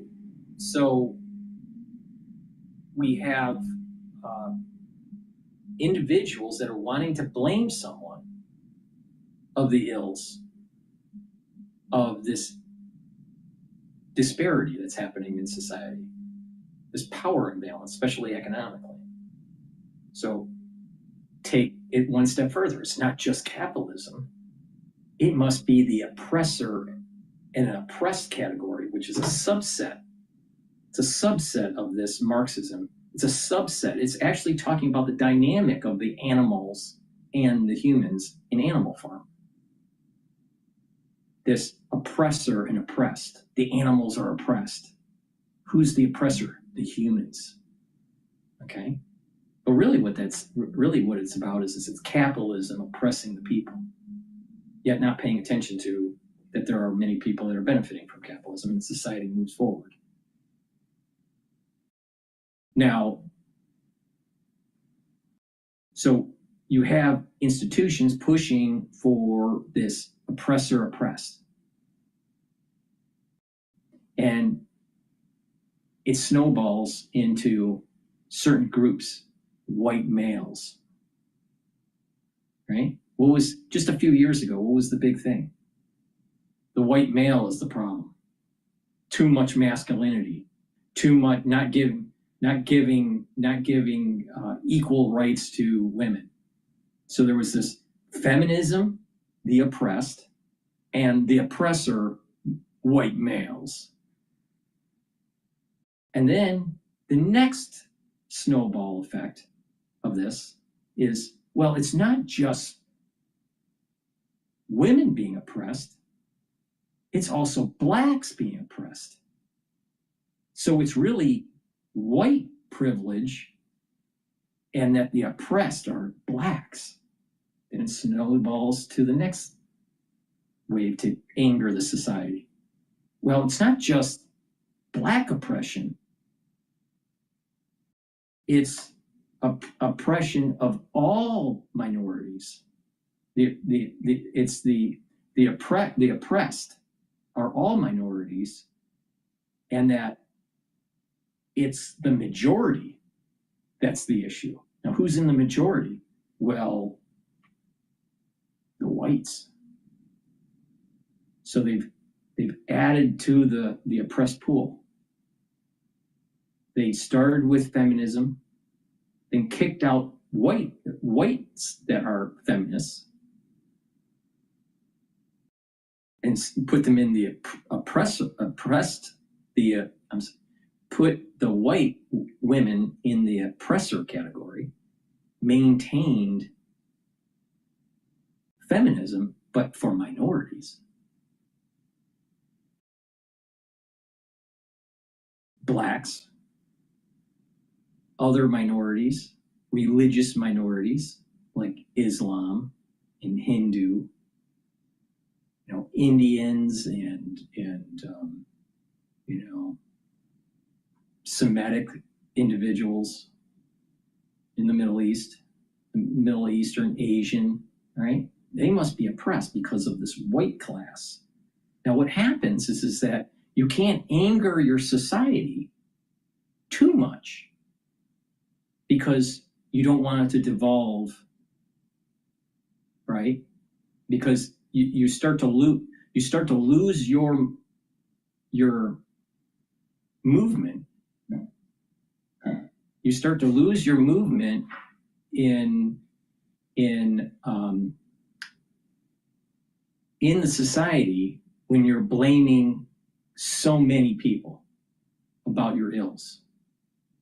So you have to kind of backtrack, okay? You kind of start seeing this about a year ago when the white feminists started seeing, well, wait a minute, this movement of oppressor-oppressed category started to push out the white feminists and only accepted non-white feminists. They were more important than the white feminists. It was the minority feminists. So there was kind of like this inner conflict that was happening with the movement. Well, if you continue that on, it will devolve. Another inner conflict was, well, what about equal rights for women, but then you throw in the transgender movement and the gender dysphoria. That also splits. It's also pushing the white female away from the movement. And it's about minorities. All right. So you add in, well, instead of the society, because it's hard to accept this type of mentality if you're going to demonize almost everyone in your country. How are you going to maintain the movement? Well, you want to maintain this oppressor and oppressed category, and you just say, well, there's certain groups of people that have money, are politically savvy, and they must be the reason why society is crumbling. And to maintain that social cohesion within the country, that's where anti-Semitism starts to grow up, starts to get higher, starts to balloon out. Because there's a need to keep the cohesion of the minority group because of all the infighting. If you really pay attention to the socialists and these ultra-liberals, and you pay attention to the social dynamics within their subculture and the different subcultures, it's fluxing and cracking because it's like a fib sequence. Within their own oppressor-oppressed philosophy, there are oppressors and oppressed within their subculture. Just like in the larger society, they say whites are the oppressor and the non-whites are the oppressed. That's the big fib sequence. But the small fib sequence is that in the minority group, there are subcultures. And blacks will say, Well, they are more of an oppressed category than, let's say, Asians. So even if Asians aligned with this oppressor mentality, they will feel stress within the subculture because the blacks in this example, feel more oppressed than Asians because Asians have a tendency to do better. Let's say in test scores or in academics or in mathematics. So the blacks view inside their subculture oppressed and oppressed, the oppressor and the oppressed. And if you don't have some sort of glue on to keep those subcultures together, it'll disintegrate. Well, to keep that, what the glue on is anti-Semitism. There's this to prevent the society from eating itself because of this oppressor and oppressed.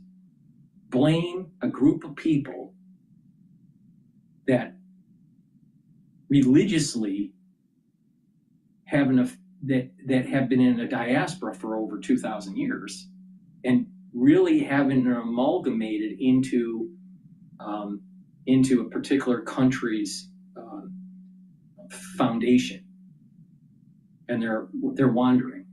The Jews are wandering in a very interesting way to describe this is that the Jews are still wandering in the desert, even if they have, quote, the homeland of the land of Israel. The Jews' mentality is still wandering.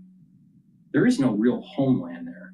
It's really a Zionist construct. But the thing is that there is a promised land in the future. Now, does that mean that the current Israel is that promised land? Probably not. But the thing is betting against the covenant, I think, is a bad idea. You know, there is no group of people that have been able to survive through the diaspora for over 2,000 years and still maintain their culture. The Jewish culture has been maintained for over 2,000 years.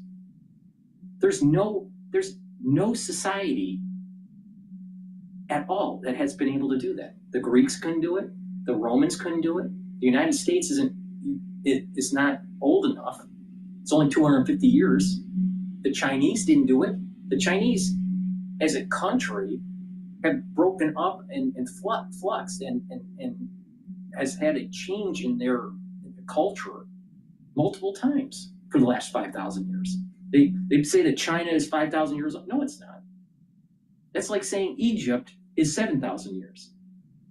Well, there are artifacts that are that old, or maybe older, but the culture isn't 7,000 years old. It's fractured and dissolved, and then reconstituted into something else. Same thing happened in Japan. Same thing happened in Korea. Same thing happened in China.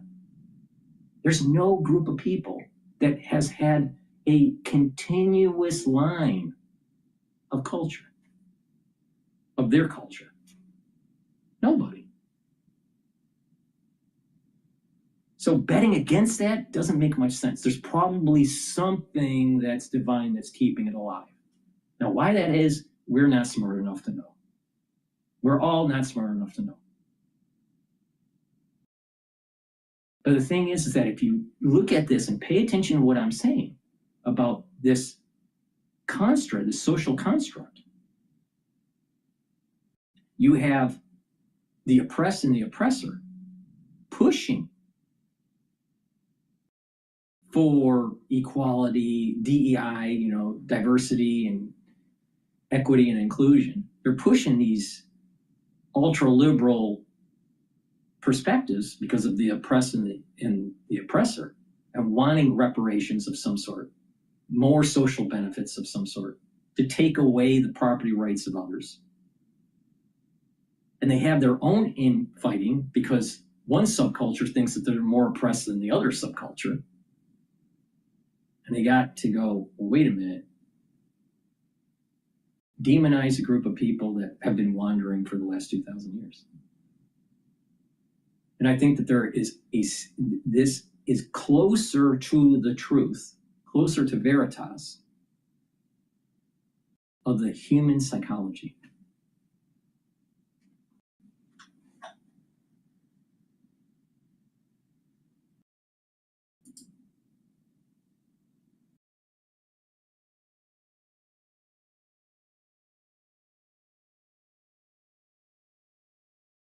All right, let's listen in to Bloomberg. It's happening right now. It's happening to banking, blockchain, crypto. If change is happening in finance, then it's happening everywhere. And it's happening with Ripple. The U.S. power grid faces the challenge of meeting rising demand at a magnitude that hasn't been seen for decades. The adoption of physical AI. What's guiding your assessment of where we are? So I'm looking at both inflation and productivity. And if you look at inflation, you're seeing that it's been pretty contained so far in the goods prices, which have been directly tariffed. And then you look at the other parts of inflation, you just don't see much of a run up. So that's good news. And inflation expectations, what people expect, remain very well anchored. Look at productivity, and you see that productivity is rising, GDP growth is rising, while the labor market is slowing. So that tells me there's a little bit of that boost coming from firms looking to do more with less, but that's also causing a slowdown in the labor market. So the 50 basis point adjustment we've made has helped support the labor market, but still keeps policy restrictive so that we can put downward pressure on inflation. President Daley, what are you looking at to determine whether it's the 1970s or the 1990s? Well, I'm going to really look at things that improve productivity, to think about the 90s, and it's more than just the stock market valuations for AI companies. It really is about the companies out there who might be using AI, and then asking them, going directly to them and asking them, what's it doing for your bottom line, and how are you using it? And what we're hearing are pretty encouraging but very early signs. They see how it can help their bottom line, how it can improve their productivity, even how they can be supportive of their workers, give them more interesting work, take the less interesting work away. But they all tell us it's early days, so more to come on that.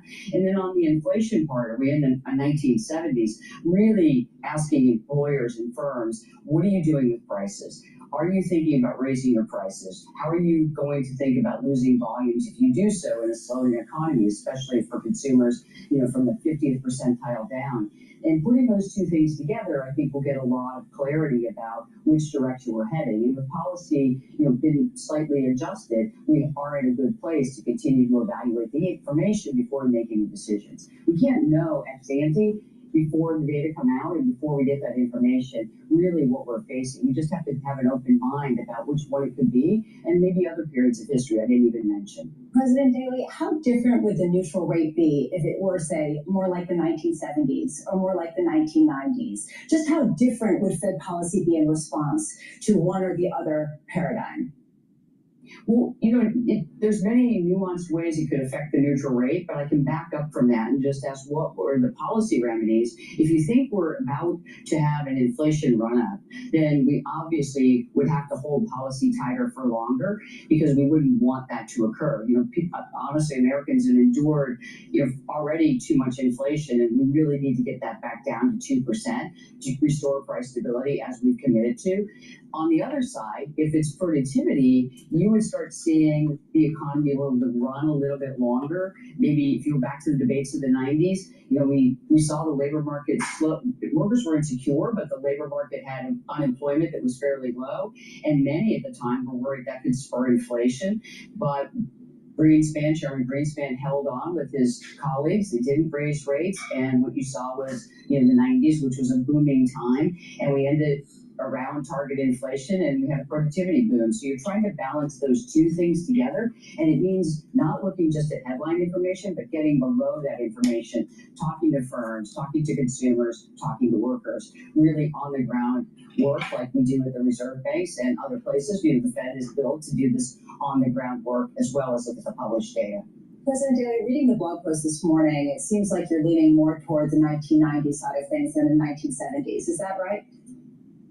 Well, right now, I'm in the West, I have the 9 states in the Western United States, and it's not just Silicon Valley that seems interested in AI. No matter who we talk to, whether they're, small businesses, medium or large businesses, manufacturing, tourism, etc., they're using AI in a way that they say is going to improve their productivity, and they're already seeing parts of it. So when I see that, I'm like, okay, we need to think about that. What really will spur this as an ongoing thing is if they start to change their business processes. So that's what I'm looking at.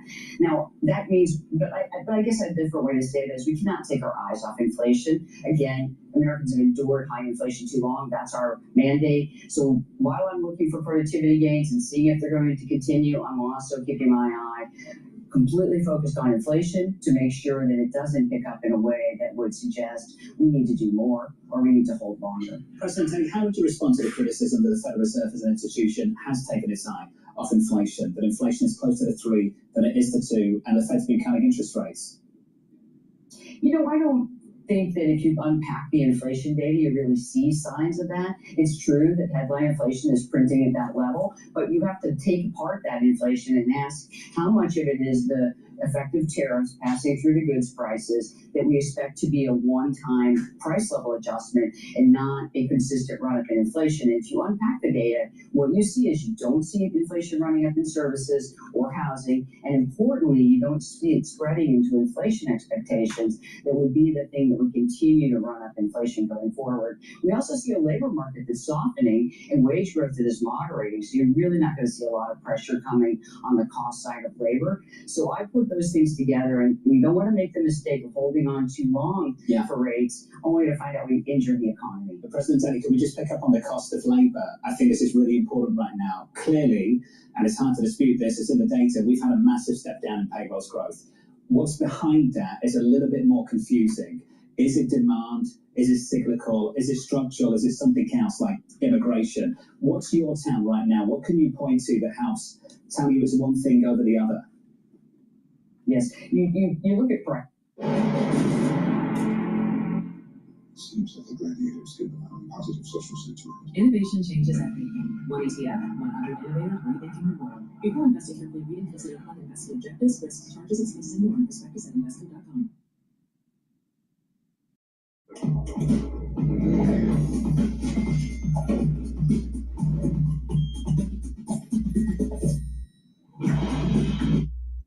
Yes, you look at prices, in this case, the price of labor is wages. If it was simply about supply and firms were still scrambling to find workers to fill what was jobs that were supported by the previous immigrants, you would find wages going up as they bid for workers to try to fill those jobs. But that's actually not what you see. You see wage growth slowing, even in sectors where immigration played a larger role. And so that to me says it's a demand shock, a negative demand shock, along with just a coincidental negative supply shock. So you lost workers, but you lost jobs at the same time, or you had job growth slowing. And what we're seeing now is does that continue to net out, right? What if the supply of workers doesn't keep going down, but the demand for workers does? Well, then we'd end up with a rise in unemployment. So have to keep squarely focused on those types of things. We're definitely in a low hiring period, and interrogating that labor market, continuing to watch the information, see what firms do next. That's going to be the important part. I think something that a lot of people have said really is the K-shape, the idea that particularly on the lower end, you have not seen wages keep pace with the rest of the income spheres. I just wonder, though, how much we are seeing a massive amount of inflation in asset prices and how that feeds into what you're looking at, especially at a time. And this K-shape is really important. This K-shape movement in the economy, or recovery, if you want to call that, but this K-shaped economy, it's multifaceted. One aspect to it is the skills. Why is there a bifurcation? K-shape basically meaning part of the society is moving upward, the other part of the society is moving downward. So there's a skills difference. Another part of it is that there's a part of society that has assets, homes and equities, financial assets that are appreciating, while others don't, and their money is being eroded through inflation. And there is also indebtedness. The indebtedness, especially because of schooling, especially with the youth not being able to get jobs versus people that do have jobs, and they have to pay their school debt now, and they're having difficulty. So there's many aspects to this. There's also this aspect of technology, AI, changing the skills gap, changing the landscape of what you need to know, what you need to be able to implement in the job market to be able to be hired or to be maintaining your employment. That's also changing. And so as this bifurcation society through this K-shaped economy, there will be further demonization. The ones that are benefiting from capitalism will push for capitalism, and the ones that are not benefiting from capitalism, and I told you the reasons why, they are going to be pushing collectivism. And the oppressor and the oppressed. The ones that are in the upswing, they're the oppressor. The ones in the downswing are going to say they're oppressed. So as this is continuing, there will be further demonization of white males, further demonization of white females, further demonization of individuals that are successful. And that the minority groups that are not successful will continue to push this collective agenda.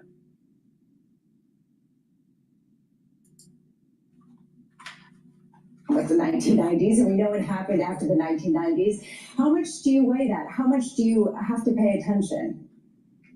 Well, one of the things that you do, so financial market conditions are one input into our decision making, that one of many inputs. We have two goals: price stability, full employment. We're trying to think about what inputs affect those two variables, those two goals. But what I look at is, if you look under the valuations, people are really talking about one of two things. This is going to be a transformative technology. AI is going to change the world. It'll be like electricity or the steam engine.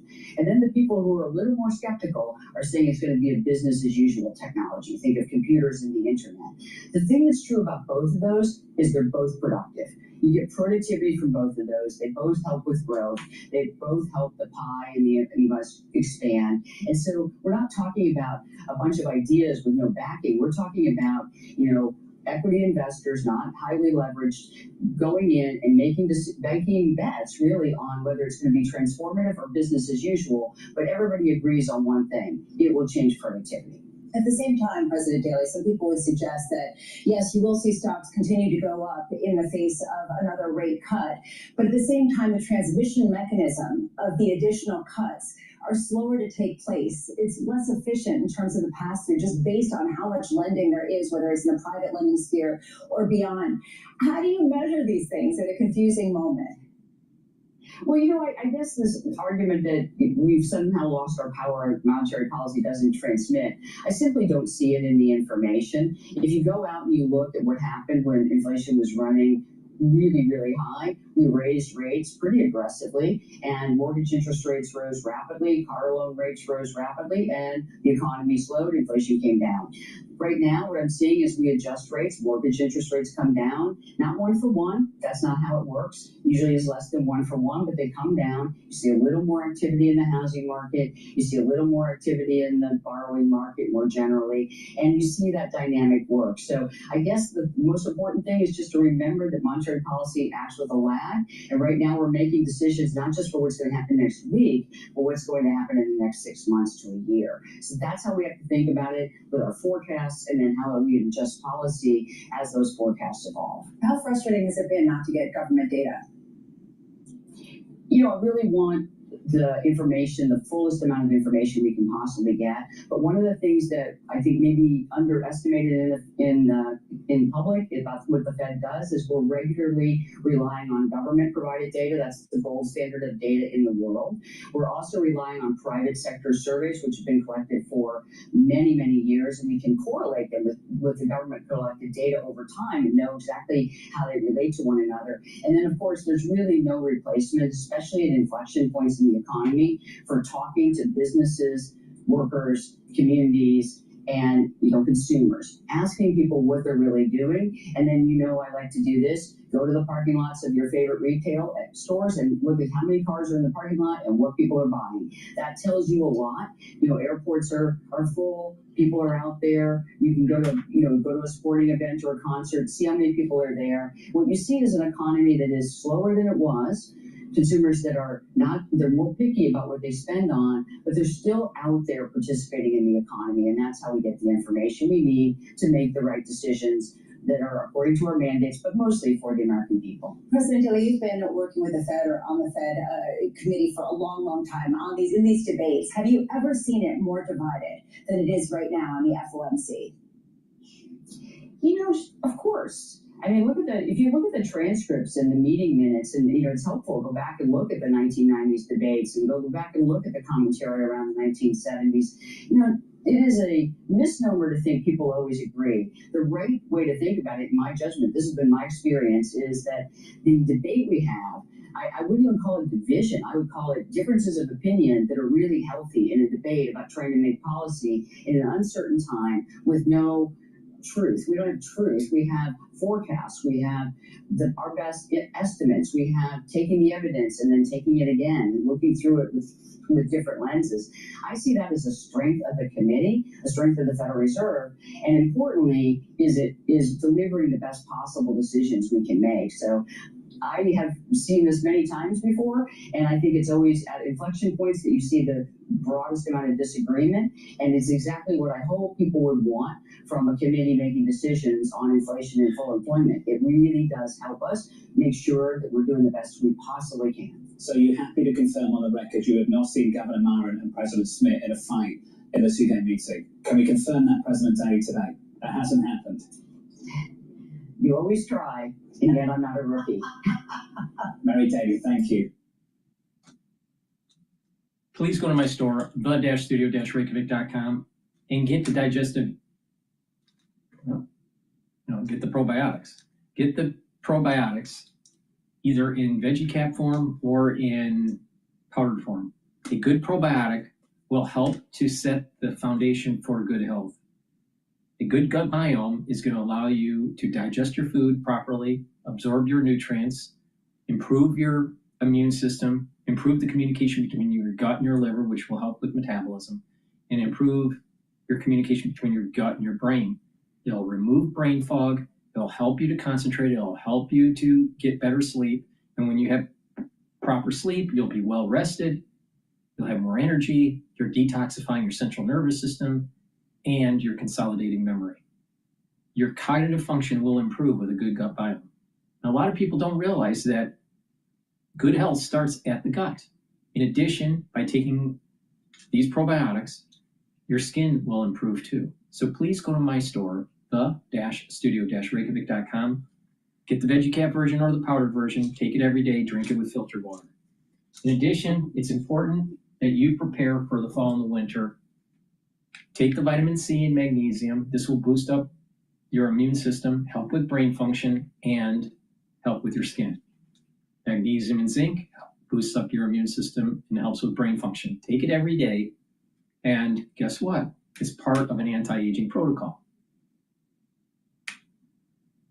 But it's really important to take during the fall and the winter season. If you're not feeling well, take a double dose. Please go to my store, the-studio-reykjavik.com. When you take that double dose, take one in the morning, take another in the evening. All right. With that, Iran sends $1 billion to Hezbollah, says a U.S. official. This is the reason why I was saying Trump chickened out. He should have killed the Ayatollah.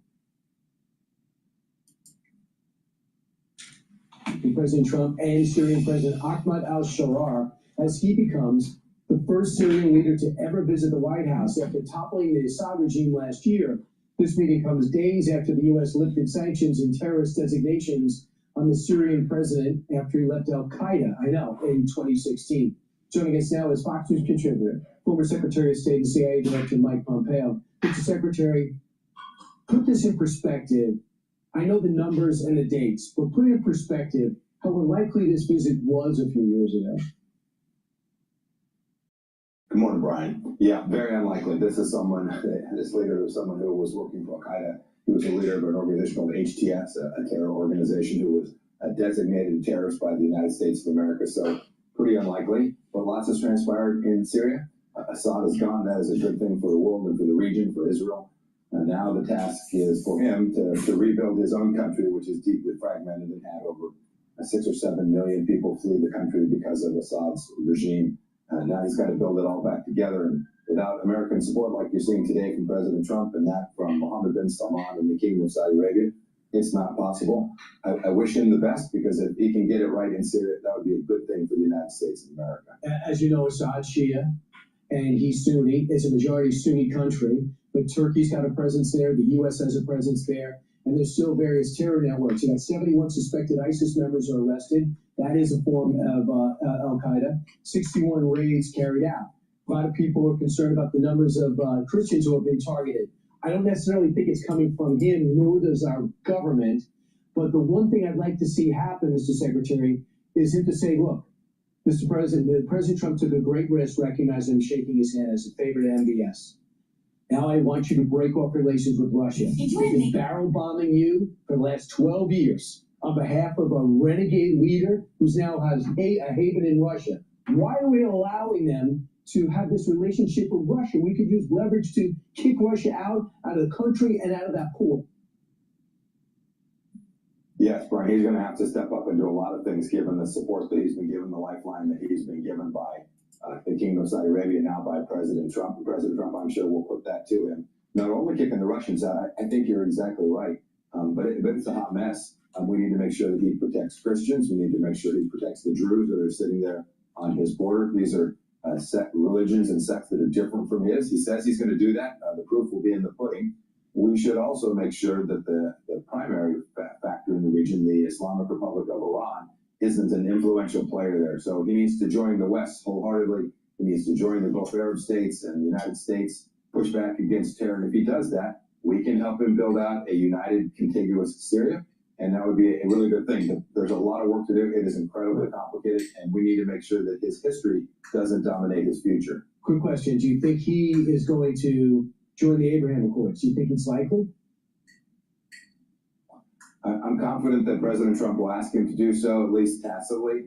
There's a long way to go before he can do that. He needs to get his political footing. I hope that he will. I hope every nation in the region will do that. It makes sense to simply acknowledge that Israel has a fundamental right to exist. That's at the core of the Abraham Accords. He ought to do it when the time is right. So, and by the way, Iran's regime, even though they're flat on their back with a huge water shortage, has managed to smuggle $1 billion to Hezbollah. So just when you thought maybe Lebanon could be run by the Lebanese, billions of dollars still pouring into which was once the gold standard of terror groups. How much longer, how much longer until Israel has to take them out again? Because they've been resupplied. Right, Israel is striking into Lebanon with some frequency. So even as we talk here today, the Israelis are watching what Hezbollah is doing. Hamas, Hezbollah, the Houthis, the Shia militias in Iraq, they're not going to go away quietly, Brian. This is going to take continued effort from us, from the Europeans. They've got to get serious about this. The Israelis are going to have to continue to do what they know how to do best, and the Gulf Arab states need to join in pushing back against this. You're exactly right. These guys aren't going to lay down their arms. This is not over. There's still work to be done. Yeah, by the way, Jared Kushner meeting with Prime Minister Netanyahu today. The administration gets it. Got to let the hostages out, but the work's got to be every single day, because as soon as if the fighting starts again, the whole Abraham Accords stop. Because and if you get these done and expanded, that will really get us around the bend, perhaps. So thanks, Mike. Appreciate it. Absolutely true. Thank you. Have a good one. You too. More Fox and Friends straight ahead. I'm Steve Ducey. I'm Brian Kilmeade. And I'm Ainsley Earhart. And click here to subscribe to the Fox.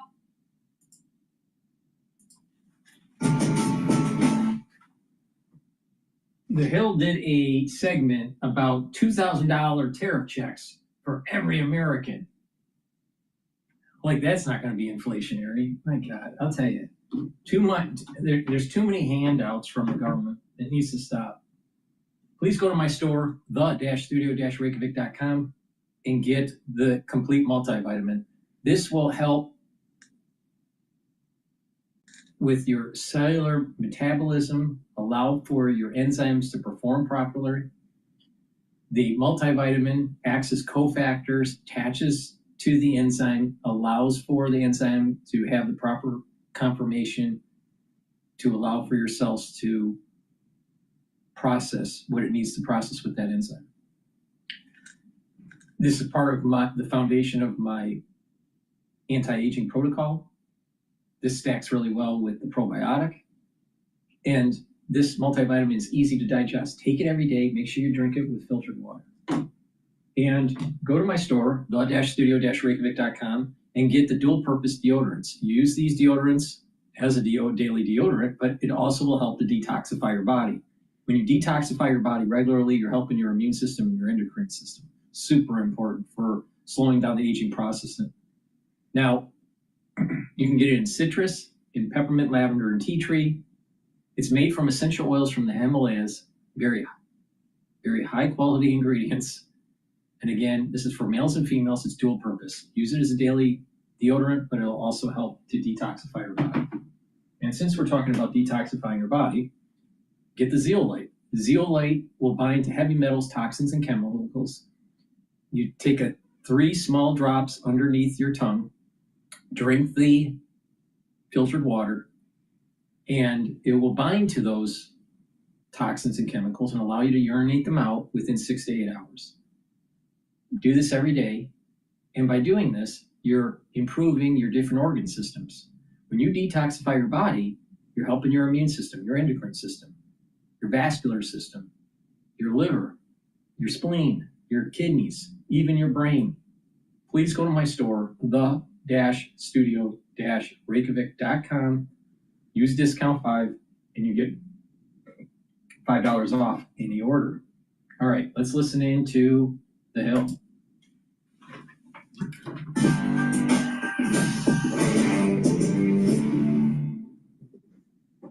Good morning and welcome to Rising. Oh, what a show we have for you today. It's good to be back with you. Niall is here and is here all week and maybe next week. Yes, Monday of next week, I think, but concentrating on this Monday, taking it one day at a time. One Monday at a time. Well, good to see you. It is Arctic in here for some reason in the studio, so if we're chattering, it's because we're not properly heated. Arctic and you're chilly outside. It's actually warmer outside than it is up here.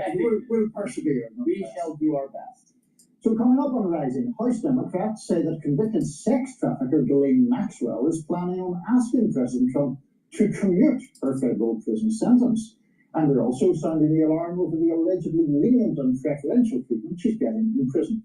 Plus, Joe Rogan and actor Billy Bob Thornton, favorite actor of mine, took some shots at other actors who use award ceremonies to promote political causes. And 8 Senate Democrats have voted in favor to end the longest government shutdown ever. But first of all, Robbie, let's get started. What is on your radar? I almost did a radar on how much I dislike Zoran Mamdani. Oh, no. But instead, I decided to start the week on a more conciliatory note. Save my feelings. Here we go. So, no one ever said Donald Trump lacked creativity. The president is clearly concerned that the Supreme Court could rule against his widespread use of tariffs to engage in diplomacy with countries the world over, and has come up with an idea to make them more popular with Americans. Trump is promising to pay every American, except those who are already very wealthy, $2,000 per person. Trump wrote this on Truth Social. People that are against tariffs are fools. We are now the richest, most respected country in the world with almost no inflation and a record stock market price. 401ks are highest ever. We're almost no inflation. First of all, I voted for Trump 3 times. All right. But the thing is that Trump says things are sometimes that aren't true or partially true. No inflation. We do have inflation, and it's above the 2% target. It's closer to 3.1%. And expected inflation is way above that. In a record stock market, price. Well, we're not at a record stock market price. We're trading at 6,781. And the VIX is trading at 18, so he's not right about that. 401ks are the highest ever. 401ks are not the highest ever because we're not at the record for the S&P 500. So this guy, you know, it's hyperbole. Is the stock market doing well? Yeah, it's year over year it's doing well. 401ks year over year are doing well, but they're not at their highest level because we're trading below the high point of the S&P 500, which is pretty close to 6,900. And inflation is above 2%. So I don't even know what he's talking about with there's no inflation. No inflation would mean zero. But you don't want zero. You want a little bit of inflation. Now the question is, you know, you want 1 or 2% inflation. You really want just 1% inflation. But the target by the Federal Reserve is 2%. We're way above the target. So this statement that he's making is just wrong. And I voted for Trump. It's wrong in so many levels. And paying down our enormous debt, $37 trillion record investment in the USA. Plants and factories going up all over the place. A dividend of at least $2,000 a person, not including high-income people, will be paid to everyone. Well, this idea comes at a moment where Trump's tariffs could be in jeopardy, constitutionally speaking. The Supreme Court is currently hearing arguments regarding a case that will decide whether the president has the power to unilaterally impose tariffs without action from Congress, now under his broad emergency powers. Last week, the Scottish justices seemed skeptical that the president possessed this power. A key moment came when Associate Justice Neil Gorsuch asked whether the president could use these same emergency powers to impose tariffs in other contexts. Take a listen. Could the president impose a 50% tariff on gas-powered cars and auto parts to deal with the unusual and extraordinary threat from abroad of climate change? It's very likely that can be done. Very likely. I think that has to be the logic of your view. Yeah, in other words, this administration would say that's a hoax, it's not a crisis, but... I'm sure you would. Yes, but that would be a question for Congress under our interpretation, not for the courts. That was the sound of every properly conservative American dying a little on the inside. I don't care how much you love Donald Trump, if the president can declare tariffs on that basis, just imagine what Democrats will do when they get back into power. Now, as for Trump's latest scheme, $2,000 for every American sounds like a great deal. When will the checks be in the mail, I wonder? Don't get too excited. Treasury Secretary Scott Bessent clarified that these cash payments to Americans could take many forms. Here he was explaining the policy to the media over the weekend. The $2,000 dividend could come in lots of forms, in lots of ways, George. It could be just the tax decreases that we are seeing on the president's agenda. No tax on tips, no tax on overtime, no tax on Social Security, deductibility of auto loans. So, those are substantial deductions that, are being financed in the tax bill. But here's the problem. Now, while When your best friend can do no wrong. With Cottrell, our sofas get it right. What, Pod? But here's the problem. Now, while it certainly sounds good for every American to receive a check for $2,000, the revenue raised from tariffs comes from, well, all of us. Tariffs are, in fact, a tax on the American people. Foreign countries don't pay them. Foreign firms don't pay them. Cost of the tariff is paid by the importer, no matter the good or the product or the resource or the service in question. Whoever is purchasing the tariffed item, whether it's Japanese cars or South American sugar, that's the party who pays them, the purchaser. That party then passes that cost on to domestic consumers by raising the price that they're going to charge when they sell it in this country. All of the revenue raised by the federal government vis-a-vis tariffs is being collected already from the American people. So seen in that light, the true light, the idea of the U.S. receiving some of that money back in the form of checks, well, that's a bit absurd. The tariff revenue was collected from us in the form of higher prices. Skip the checks, just get rid of the tariffs, and watch prices fall. Now, conservatives, if they're being honest with themselves, know that the best way to have a healthy economy is to have a federal government that is maximally hands-off.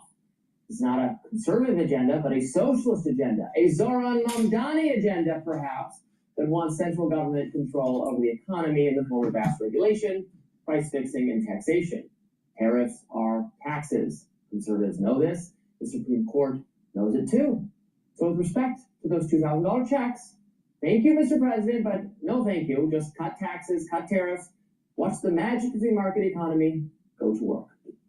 I'm going to skip over your gratuitous jab, Mr. Mamdani, and move on to the substance of your argument. As you know, you and I have broadly similar views on the tariff question. I think that there are some isolated examples where they could be justified. I don't think they're ever justified, but the general thrust of your argument, which is that they're a tax on everybody, I do agree with that. I was also scribbling notes as you were going through your radar there. Just some of the things that struck me were, for example, Trump tweeting about 401ks being their highest ever. Of course, 401k is pretty much linked to the stock market. That's not at its highest ever because of tariffs. In fact, tariffs in terms of the Liberation Day tariffs sunk the stock market by quite a significant amount, and then they rallied, the markets rallied back as Trump gradually pulled back from the tariffs. The Supreme Court case, I think we discussed briefly last week, but it does seem to me of a piece of Trump's tendency to just declare emergencies in various ways as a way to get around whatever the existing laws or practices or guardrails are, and then Scott Bessent making that argument, well, it can come in many forms. I just laugh. Good feelings. Good feelings. Good vibes. Yeah. $3,000 of good vibes for everyone. I'm very concerned that the Republican Party, the Trump administration, Trump himself, frankly, is not at this moment paying close enough attention to affordability and the general economic situation being such a chief concern of voters. It should not be surprising that this is the chief concern of voters. This has remained now the chief concern of voters for a long time. This is what sunk Biden, the perception that his policies had contributed to inflation. They had not gotten inflation under control. They were in denial about the extent of the inflation problem. People were seeing the sticker price of goods at the grocery store staying high and blaming Biden for that. Trump comes into power and does not, and I'm not like unfairly critical of the guy. I don't try to slam him left and right. I've had some positive things to say about the foreign policy agenda of the administration. The domestic policy agenda is just, is gone awry because these prices remain high and people are still feeling that pain. And that's not actually surprising, again, given the tariffs and some other policies. This is a case where I love to disdain economic experts or experts in any field as much as anyone else, but the economic experts all said, if you do this kind of thing, it will hurt the market, it will hurt affordability, and they did it anyway, and this is what has happened. This is persisted to hurt. Yeah, and the Trump people take refuge in the idea that some of the predictions for inflation were higher than they've turned out to be. But it's still the case that inflation at 3% on an annualized basis is pretty much exactly where it was when Trump came into power.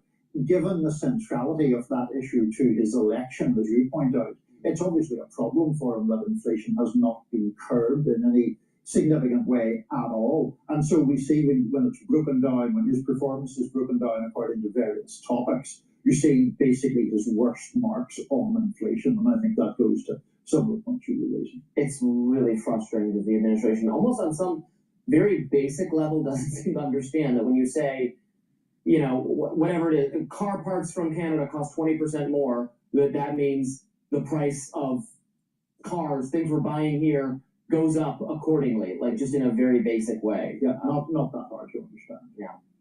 Coming up, former President Biden is issuing a warning about Trump's presidency. Stick with us, we'll be right back with.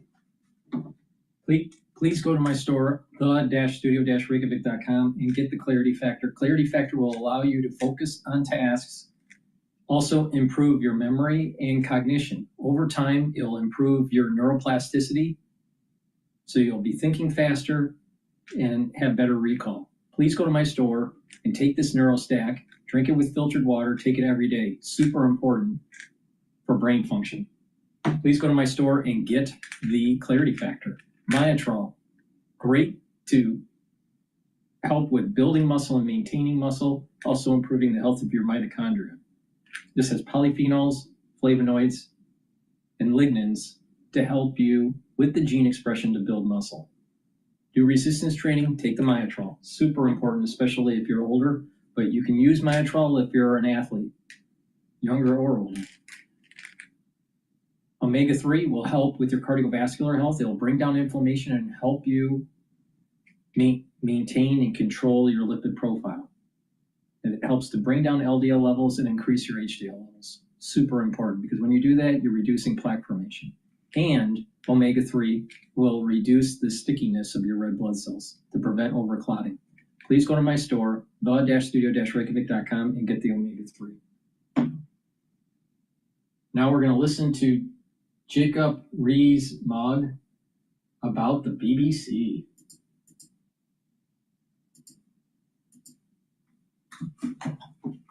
Too late to save him, in vain they tried. These words actually, in relation to the death of Gordon of Khartoum, have been going around my mind in relation to the BBC. Is it too late to save a once great British institution? What has happened is pretty serious and has led to the resignation of the Director General and the head of news, because the BBC essentially created fake news. It misled its audience, it said things that were not true, it left a false impression. And this is really important because the BBC has been accused of bias for many years, of having an essentially metropolitan view of the world, not a party political bias, but a view of the world that it thought was authoritative and it felt it could lecture people about.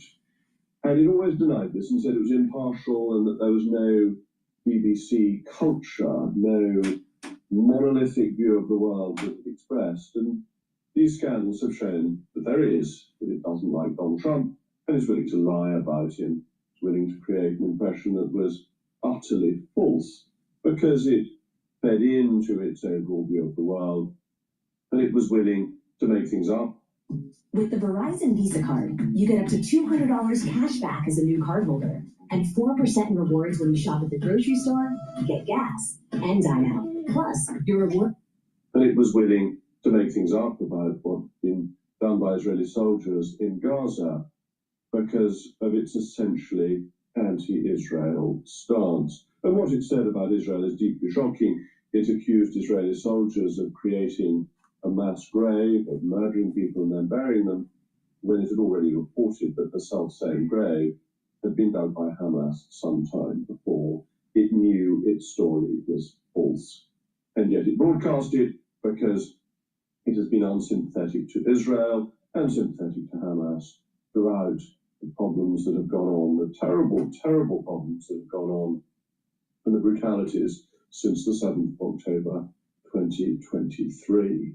So the BBC has been caught out. It's been, as I say, found with its hand in the cookie jar, or as if it were a thief with the safe open and it's removing the silver that belongs to the owner of the house. And the owner of the house is, of course, us, the British people who pay for it, who fund it. And this is why I wonder whether it's too late that the funding model of the BBC has failed, but the BBC likes it because it's a comfort blanket.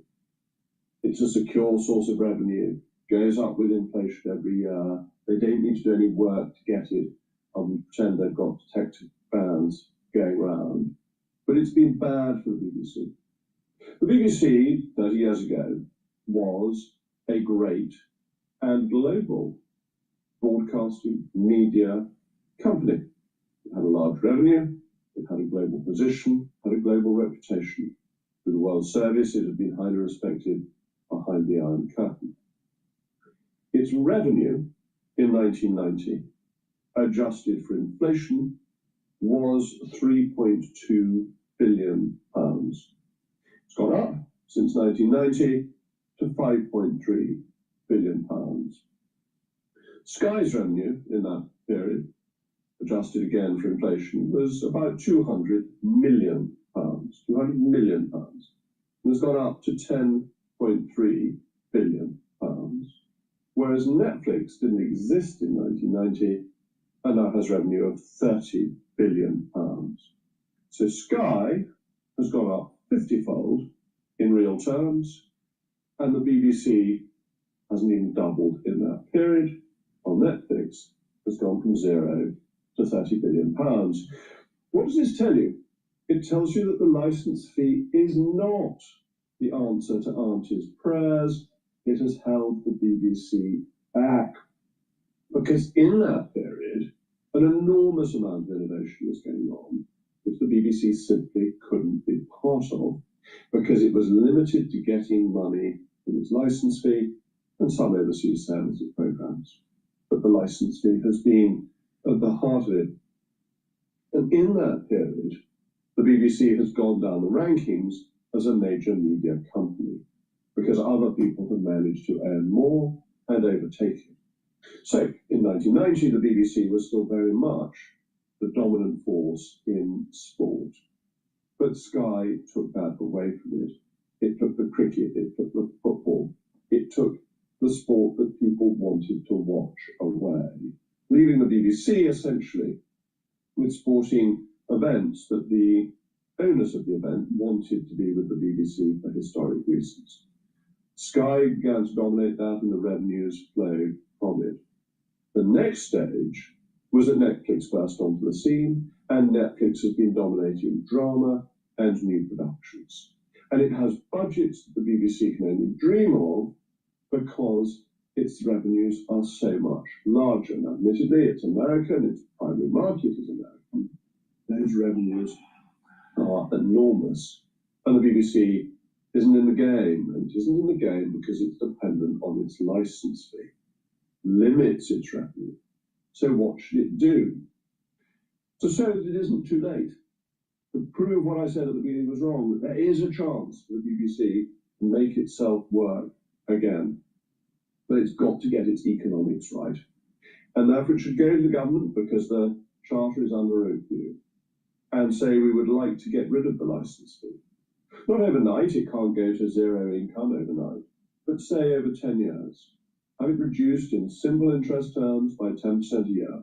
They get it past the government, try and get an inflation adjustment so that it goes down by 10% a year in real terms, not just in nominal terms. That would help it a bit. And then get the permission immediately. Extreme weather in the area. Better stay inside. Don't let what's happening outside affect how you feel inside. Get the permission immediately to earn revenue in all sorts of other ways. From tomorrow, it should take advertising on its website. There is no reason not to have adverts on the BBC website, which is a high-quality website that has lots of resources thrown at it, but is simply a cost base for the BBC. Then, should have adverts on its ordinary programming. ITV would squeal, ITV would hate it. But why should ITV have a quasi-monopolistic position in terms of advertising? That's no more reasonable than a license fee. ITV should have to compete for its supper just as much as the BBC. Advertising would bring in significant amounts of revenue because the BBC still has large audiences for many of its programmes. So it should do that, and then, of course, subscription. The iPlayer is a fantastic service. It's really good. You can find programmes that you wanted to watch from years gone by. You can watch a programme you've just missed the start of and rewind a few minutes. It's a very good, sophisticated technology that the BBC simply isn't using enough, isn't maximising, it's not sweating the asset. So the BBC should do that. Those are three important revenue sources that it could get. Advertising on the internet, advertising on its mainline programmes, and subscription revenue for the iPlayer. But it could change advertising, it could ask Ofcom to change the rules so there could be product placement. The whole network of broadcasting in this country should simply become more commercial. It was different when there were only 2, 3, and 4 broadcasters. You needed constraints and regulations and to try and save people from the bother of product placement and all of that. But none of this is necessary anymore. All these rules should go to allow the broadcasters to be competitive and have a chance to make money. Doing this little recording, if I wanted to put up a, I don't know, cup of coffee that I was drinking and tell you that you should only drink this particular brand of coffee, I'd be allowed to do so. Why shouldn't the BBC and ITV be allowed to do so as well? And then the BBC has to look at cutting its costs. This is noticeable whenever you go in to do a broadcast, but the BBC has more staff than any other organisation you go to of a comparable kind. Much more than GB News, much more than Sky. So they need to cut their costs and boost their income at the same time. The other thing they should do, Step into the world of Nespresso and bring magic to every morning.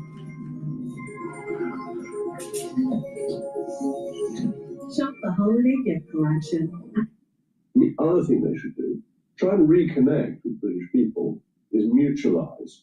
This was a suggestion made by Kelvin Mackenzie years ago. They should say to the government, look, it's not really owned by the government, owned by the state. It's owned by the licence fee payers.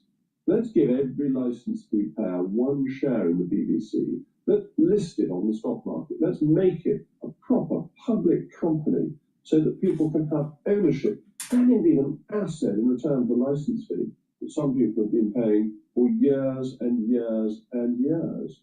Give them ownership, give them a stake, and then perhaps, if it's more commercial, if it's earning its way, if it's cut its costs, perhaps then it can rebuild trust by focusing on doing what historically it used to do quite well, of being rigorously honest and impartial, and not going down the metropolitan highways and byways to lecture us about what we ought to think, to give up that approach.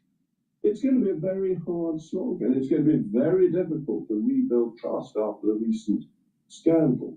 But it can be done, and people have to stop talking about crazy conspiracy theories. The British state is not clever enough to run these conspiracy theories, whether they're right-wing ones or left-wing ones. There's no conspiracy theory to have got rid of the Director General and the head of news. It's not about that, it's about a failure. And Tim Davie has done the honourable thing, in my view, because the buck stops somewhere and he is the ultimate head of it. He wasn't responsible for the failure, but he's honourably taken responsibility for it. That's how organisations are meant to work. That is a good sign that there are people at the BBC who take their role seriously.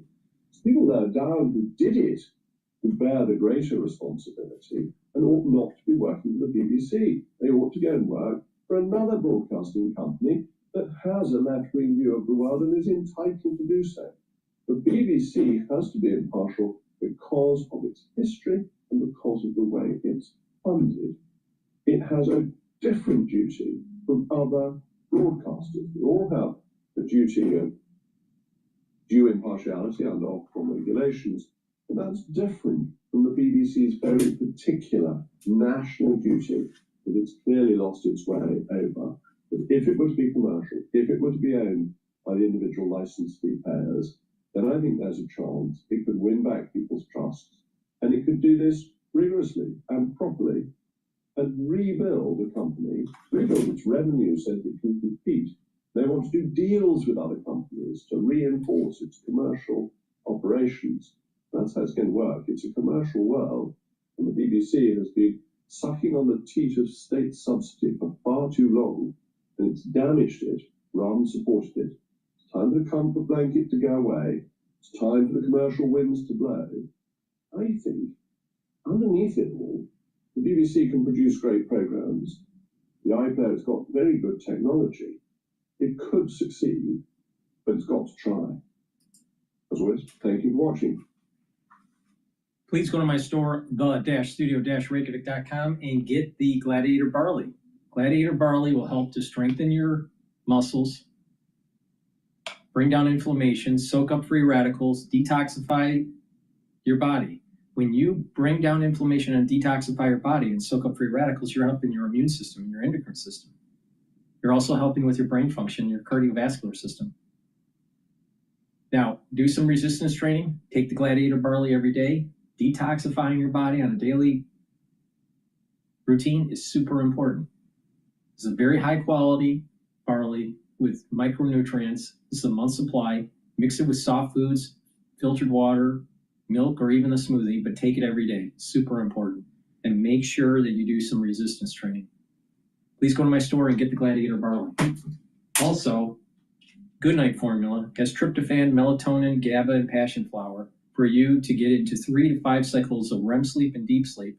So you're well rested, you're detoxifying your central nervous system and consolidating your memory. Chronic sleep deprivation can lead to early onset of dementia. You want to take this to get the sleep that you need to slow down the aging process. Super important. And vitamin B complex, if you're 40 years of age or older, this is extremely important to be taking every day. Vitamin B complex will help the health of your mitochondria, build the energy that you need, the ATP that you need, help with your cellular metabolism, and to protect your neurons. Please go to my store, make sure you get the vitamin B complex, the Goodnight Formula, and get the Gladiator barley. Slow down the aging process. Use discount 5 and you get $5 off any order.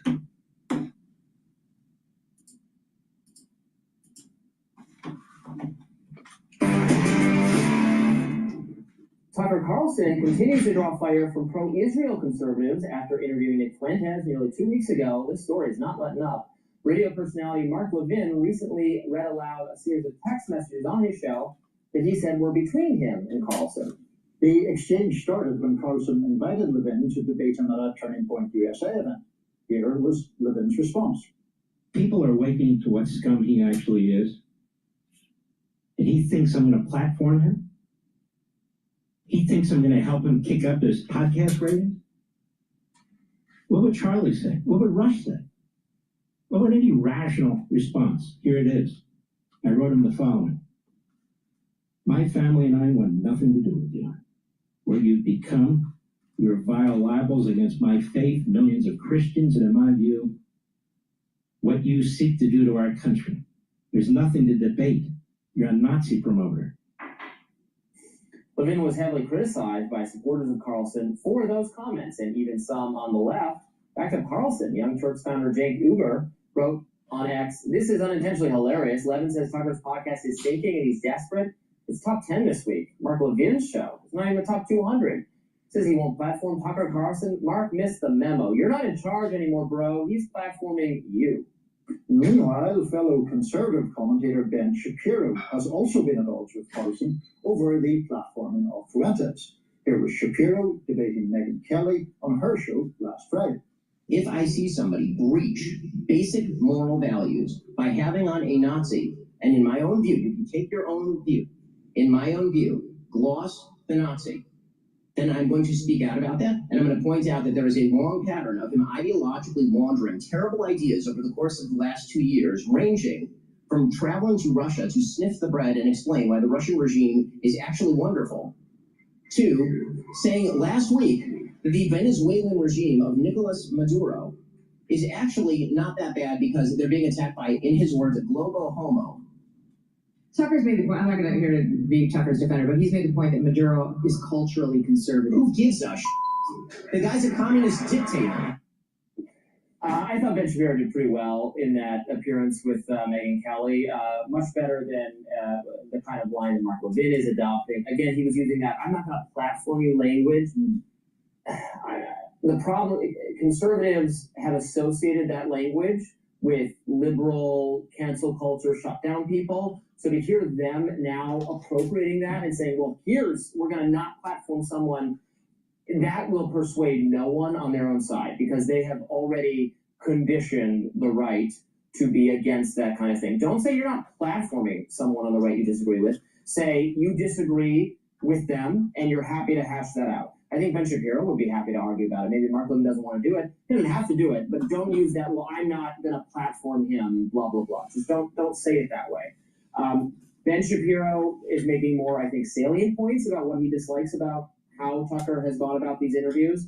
I agree that the interview with Putin was too soft. It was nonetheless interesting and worthwhile, and I think harder to challenge someone like that because of the language barrier, frankly.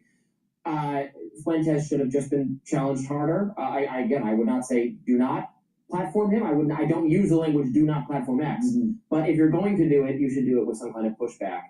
And Tucker also had on somebody who denied that the Nigerians are killing anyone and that anyone's dying in Nigeria or something like that, which is also just ludicrous. So, Tucker's up against a lot of people on the right now, and I'm not sure who's going to win this fight. Yeah, I mean, it's curious. You're obviously much more familiar with the right or conservative ecosystem than I am. I'm watching it with some befuddlement because this row, this furor just seems to keep going on and on and on. Now, of course, I understand why bringing Nick Fuentes onto your very popular podcast is an issue, particularly if, as seems to be the consensus, Carlson didn't really challenge him in a serious enough way. I mean, I find Fuentes a loathsome character. You know, the language of platforming or not platforming, I mean, I just personally ignore him and I don't pay really. And I know enough from what I have seen him say about himself that for me, I've no need or desire to know anything more about him. But I mean, he's obviously getting traction. One of the things that is not exactly a challenge for me in discussing it, but like someone like Mark Levin has views on the Gaza situation that I find, you know, completely reprehensible as well. Talking about, you know, so-called Palestinians, implying that the whole thing is confected, or a very, very vigorous support for an Israeli campaign that I think has been just disgraceful and indefensible. So, but no one ever suggests he should. Opioid addiction gets between you and what you love. Once monthly Sublicate may help you move forward in your recovery. Sublicate with counseling. No one ever suggests he should be deplatformed for those sort of views, right? Well, right. Yes. So, you know. And that is a point I have raised too. Again, that makes no one unhappy, or that makes no one happy because the people on the more on the non-intervention, the anti-interventionist side, again, which I associate my own views are much more on that side. They'll say, well, you're saying we can't platform someone like Nick Fuentes, or we shouldn't platform someone like Nick Fuentes because he has racist and anti-Semitic and anti-women views. But you are defending what has been termed a genocide, and we're supposed to platform you? Right. Why is supporting a genocide okay? That's fine, but saying something racist is not. Now, I would just say you should neither be racist nor be for genocide. And then, but the people on the other side will say, well, that's more confusing, whereas you're just like language that black people are inferior and it's not even really a policy. It's just an incorrect belief we should not deal with. Whereas how to sort out the Middle East is at least complicated. Think about this. Both sides, the ultra-liberal and the ultra-right. Now, going back to William F. Buckley, Jr., he was a staunch conservative. And he said that you have to purge out the ultra-right, or you're going to lose at the ballot box. You're going to lose the argument. Now, Fuentes represents the ultra-right movement. Now, also, the problem with looking at the Democrat side, the ultra-left is hurting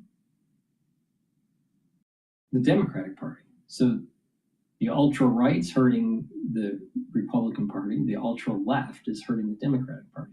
And in a very realistic way, both extremes are hurting the nation. Now, it goes back to God, country, and family. Is Nick Fuentes really God, country, and family? Well, he says that he's for family. Does he have a family? I don't know. He says he's for country. Would he really fight for the country? And, you know, what's the pedigree of that? The pedigree of service to country. Maybe he does have some pedigree. I'm not sure. And in terms of God, do you think that the way he is so belligerent about certain types of people is really the ethics of Christianity? Now, he's a Christian, but he doesn't act like one. Sure as hell doesn't act like one. So he doesn't seem to really have, you know, he says that he has some sort of religious affinity. He doesn't look like he acts like he has Christian morality. So, okay, so we have really an individual that wants attention. And there are a lot of people out there that are going to give him that attention, and he's going to monetize that. That's really what's happening with Nick. And eventually he'll implode, or people will stop listening to him, and he's almost like a shock jock. He's like a shock jock version on a podcast, right? There used to be shock jocks on radio. Well, we have podcast shock jocks now, and Nick is one of them. So the ultra-right, and there's different types of ultra-right, but he's a type of ultra-right that doesn't necessarily really fit nicely into God, country, and family ethics. And if we are to take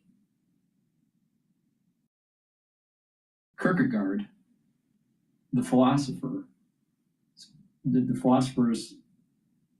main thesis about aesthetics, which is more the pleasure parts of life, ethics, and religion, those three pillars, he stated that to really ground yourself, you need to be having some sort of religious foundation. See, you have this kind of spectrum. I don't think Kierkegaard stated it this way. I think he stated it more like pillars. But you have the hedonistic aspects of society, the pleasure-seeking parts of society. You have the middle ground, which is having ethics. And then you have, on the other side of the spectrum, religion. Now, in a Kierkegaard philosophy lens, and analyzing Nick Fuentes, it looks like he fails this. Because someone that is religious and has ethics would not be so belligerent and so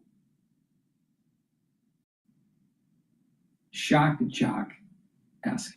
There is an element of egoism. And so when you see someone that has egoism and hubris, they're more closer to the aesthetic, the hedonistic aspects of society than the ethical or the religious aspects of society. So Nick Fuentes fails the Kierkegaard test. And so, unfortunately, we're starting to see even the infighting within the Conservative Party about what is needed to make the nation prosperous. And again, it goes back to God, country, and family. But when you have when you have that infighting, what happens? Remember what I was saying, the infighting with the ultra libs and their oppressor and oppressed mentality? Well, you have an infighting with the conservative movement. And what's the glue on to keep those subcultures together? Anti-Semitism. So the anti-Semitism is on both sides. Anti-Semitism is on the ultra left, but also on the ultra right.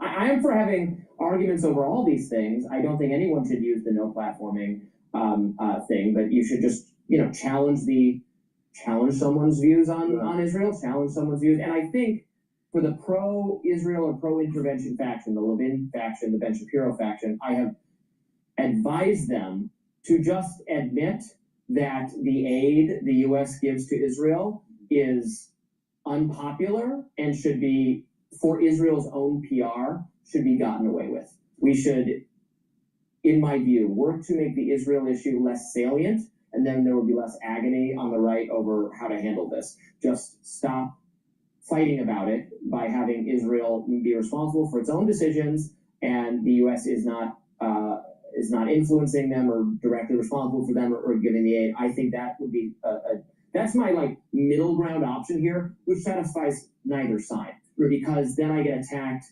and I have been attacked all week for weighing in on this at all on social media, which I'm not complaining about. That's not like, woe is me, it's fine, attack me, go ahead, I don't care. But I don't like to hear consistently that everybody thinks I'm wrong, but everybody thinks I'm wrong, because the pro-interventionist people want to maintain, and then some, the alliance and the military aid, and the anti-interventionist side wants stronger condemnation, and then also wants you to agree with that we can't criticize Fuentes for any of these other things he said. I'm like, well, I know that does become crazy at that point.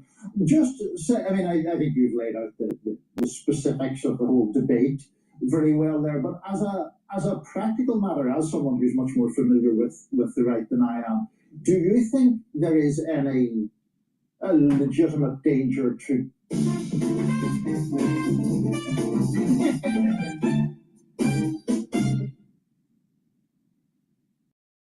What happens when real patients move curing hepatitis C from their to-do list to their today list? I was able to move forward. A legitimate danger to Tucker Carlson's career or prominence from this criticism, or does it actually sort of add fuel to his fire in your view? I don't know. Well, Tucker is a very interesting figure. He is well liked by people who he is friends with, and if you're on the right, or if you're in commentary, I'm sure he's well liked in his his little sphere, but I don't find him that intelligent.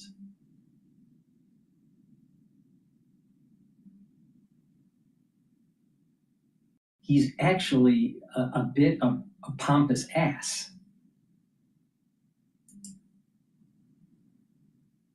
You pick a couple people that are your enemy, that you don't respect. You pick it for legitimate reasons, and then you say mean things about them. And then there are people who you sometimes agree with and sometimes disagree with, who you're not as mean to because, you want to go on their shows and you want to have a good relationship.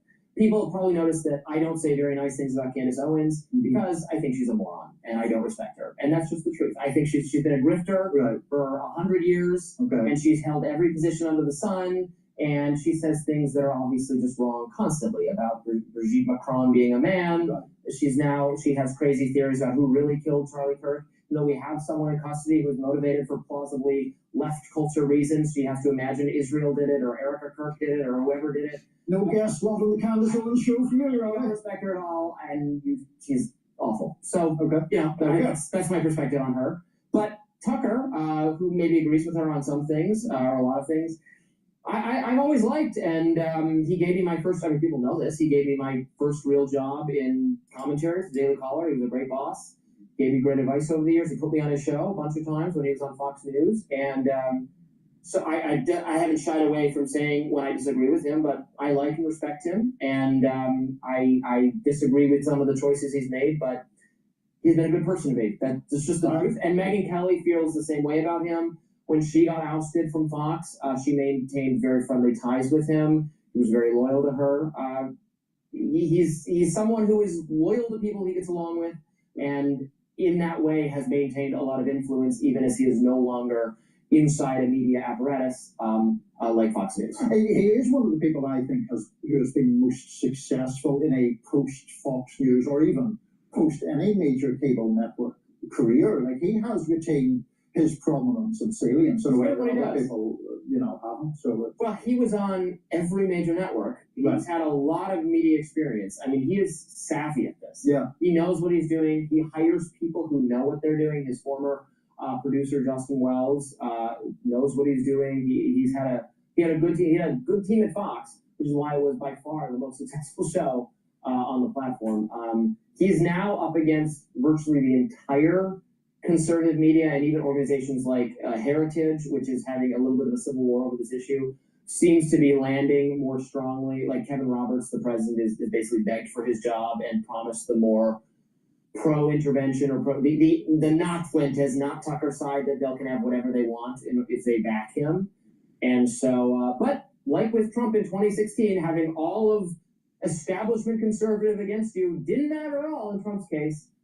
I don't know if it will in Tucker's. Yeah, he may well survive it. Next up, the online magazine Teen Vogue will no longer exist as its own website. We'll discuss what the people are saying about that magazine's legacy. I personally think that the conservative movement in the United States needs to have a honest debate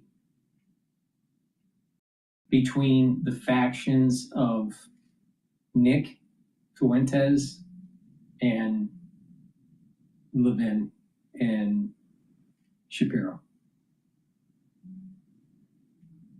What will happen out of that debate would be that we will see some of the fallacies of Levin and Shapiro,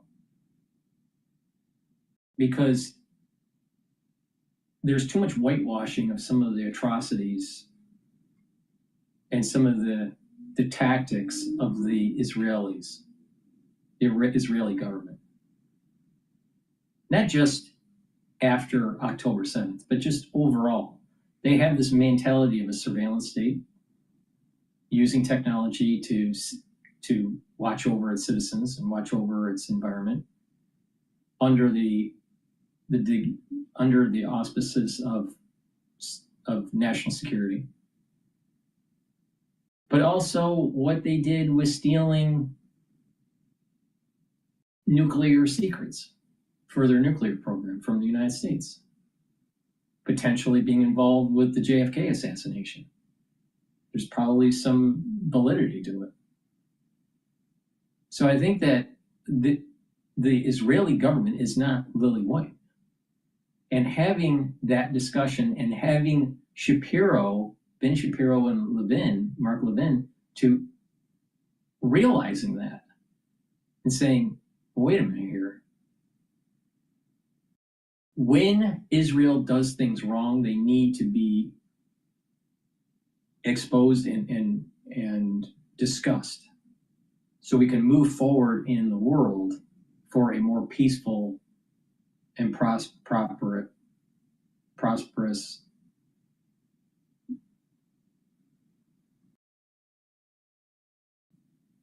world.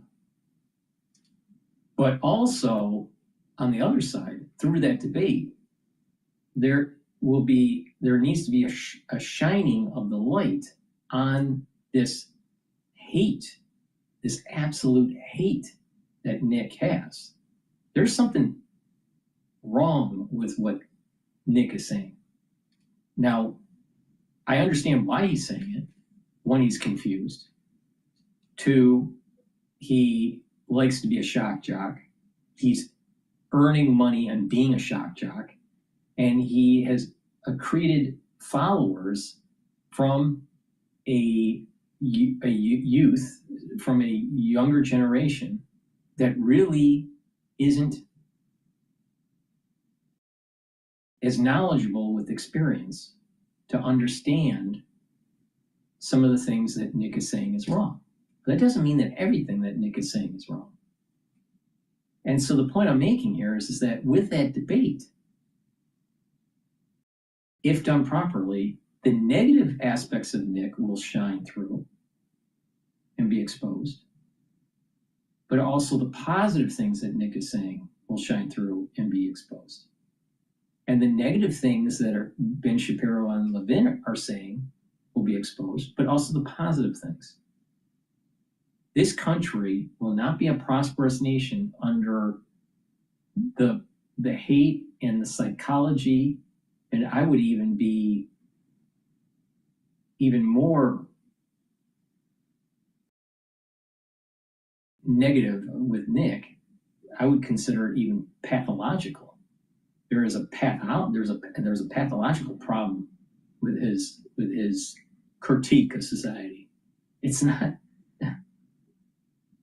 his stance on society would lead to less productivity, less economic prowess, less innovation, less exploration. Nick, from my observation, and I don't know a whole lot about him, but from my observation, it just seems as though there is going to be this big event with him, and he will implode. because of his shock jockness. Plus, what's giving him such notoriety is the youth. And once the youth stops listening, he loses his viewers. So Levin and Shapiro are thinking, well, just don't engage. Don't engage. And then eventually maybe he'll go away. No, Nick Fuentes will be around for a little while. I don't know. Maybe the next Alex Jones. But there will be an event in the future where he implodes. The thing is that his ideas need to be challenged, and people should not be fearful of engaging in those discomforting situations. Israel is not lily white, and that needs to be discussed. But this perspective that Nick has is also not the correct path. Please go to my store, the-studio-reykjavik.com, and get the olive leaf extract. Olive leaf extract will bring down inflammation and help your lipid profile. It'll help to bring down LDL levels and help to increase your HDL levels. And by bringing down inflammation at the vascular level, you're reducing plaque formation. In addition, by bringing down systemic inflammation, you're helping your immune system and also brain function, because when you're bringing down inflammation at the brain level, you're reducing the stress on the neuron. Digestive enzyme complex helps the health of your pancreas. As we get older, our pancreas doesn't function as properly, no matter how healthy you are. Digestive enzyme complex will break up the carbohydrates, proteins, and lipids to allow you to absorb your nutrients and reduce the load on your digestive system and your pancreas. Bromelain is also in digestive enzyme complex, which is an enzyme that will help to break up clots because it's fibrinolytic. And digestive enzyme complex has the proteolytic enzymes to help to break up glycoproteins, which is super important. And this is the reason why I said to my audience, please take the digestive enzyme complex during the crisis of 2020. So please go to my store, the-studio-reykjavik.com, get the olive leaf extract and the digestive enzyme complex. And get the collagen. Collagen is dual purpose. It'll help with your skin, your nails, your hair. It'll also help with your musculature and your bone density and your joint health. This is a month supply. Take it every day and do some resistance training.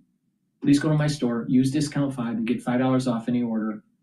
Click the link in the description of this video and all my videos. Go to my website, the-studio-reykjavik.com. Alrighty.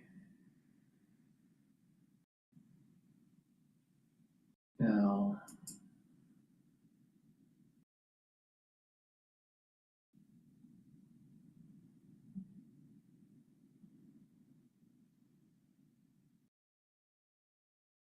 let's listen into expert warns Trump, do not step foot on Chinese soil. I don't know what the context is. What are you doing in a meeting that could have been an email? Losing interest.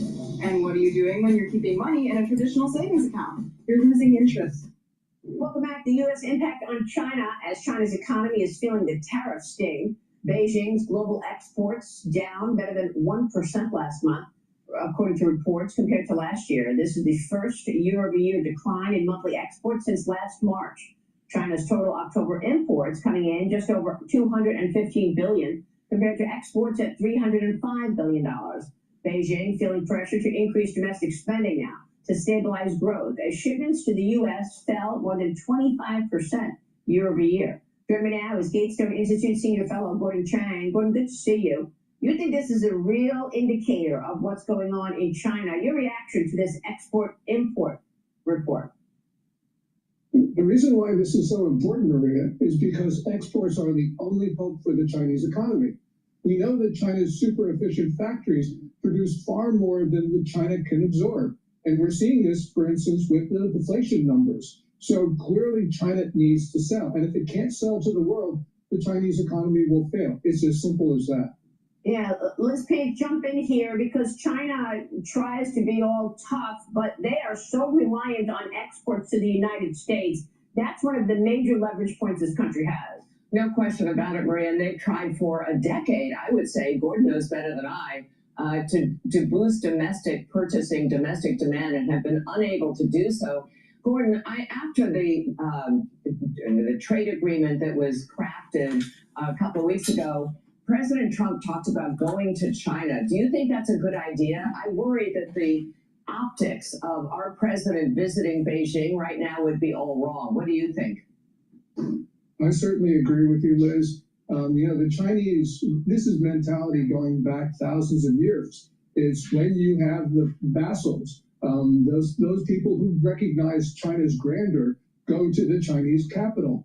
And this is exactly the way China has shown this every time that we've had an American president go there. So we've got to recognize that this feeds into China's narrative that the United States has done. President Trump should not go to China, especially when China is deliberately killing Americans with fentanyl. So there's so many issues here that need to be solved before an American president ever steps on Chinese soil. You know, I think just the fact that China tried to bully the United States by squeezing us on the rare earth minerals was reason enough for the president to say, no, I think I'm going to watch the situation unfold before I commit to going to China. I have to agree. But in the meantime, this president is also doing everything he possibly can to get the United States better positioned by getting the supply chains, even supply chains of rare earth minerals, in the United States. We're going to be talking with the CEO of USA Rare Earth coming up to get a better picture of how dependent we are and how long it will take for this president's plan, President Trump's plan, to get the supply chains here. What are your thoughts on that, Gordon? It'll probably be a half decade before we are fully independent of China. And President Trump is moving at Trump speed on this, and he deserves a lot of credit for it.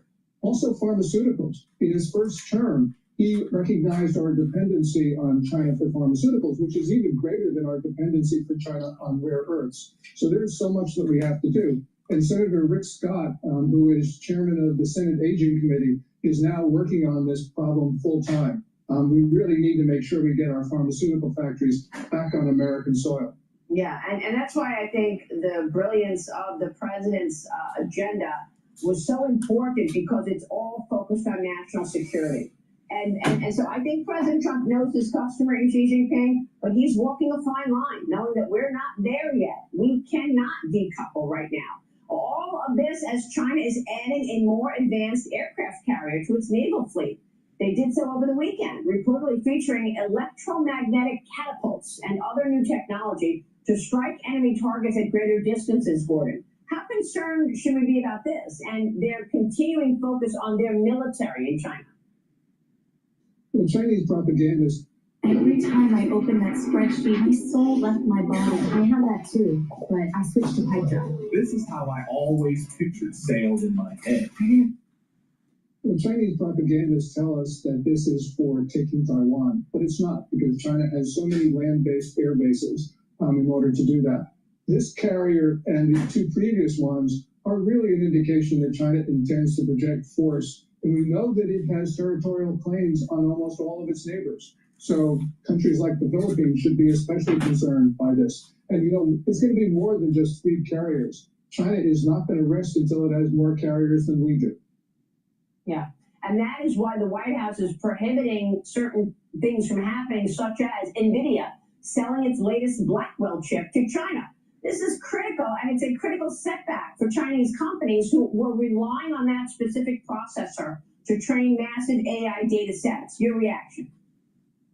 Yeah, President Trump deserves a lot of credit for not doing what most everybody thought he would do, which was to relax controls on NVIDIA's Blackwell architecture chips. The Chinese try to tell us that they are ahead of us on chips, but we know that that's not true, because DeepSeek, the AI company from China, has not released its R2 model, and they've actually said that the reason why they've delayed the release is because that they were relying on Huawei's Ascend chip and couldn't get American ones. So we know that China desperately needs American chips, and we shouldn't be selling them to them, because really what we're doing is helping China bridge a period of dependency. We shouldn't be doing that. We should be supporting our own AI companies. And it's thanks to President Trump that NVIDIA is now producing that chip in Arizona.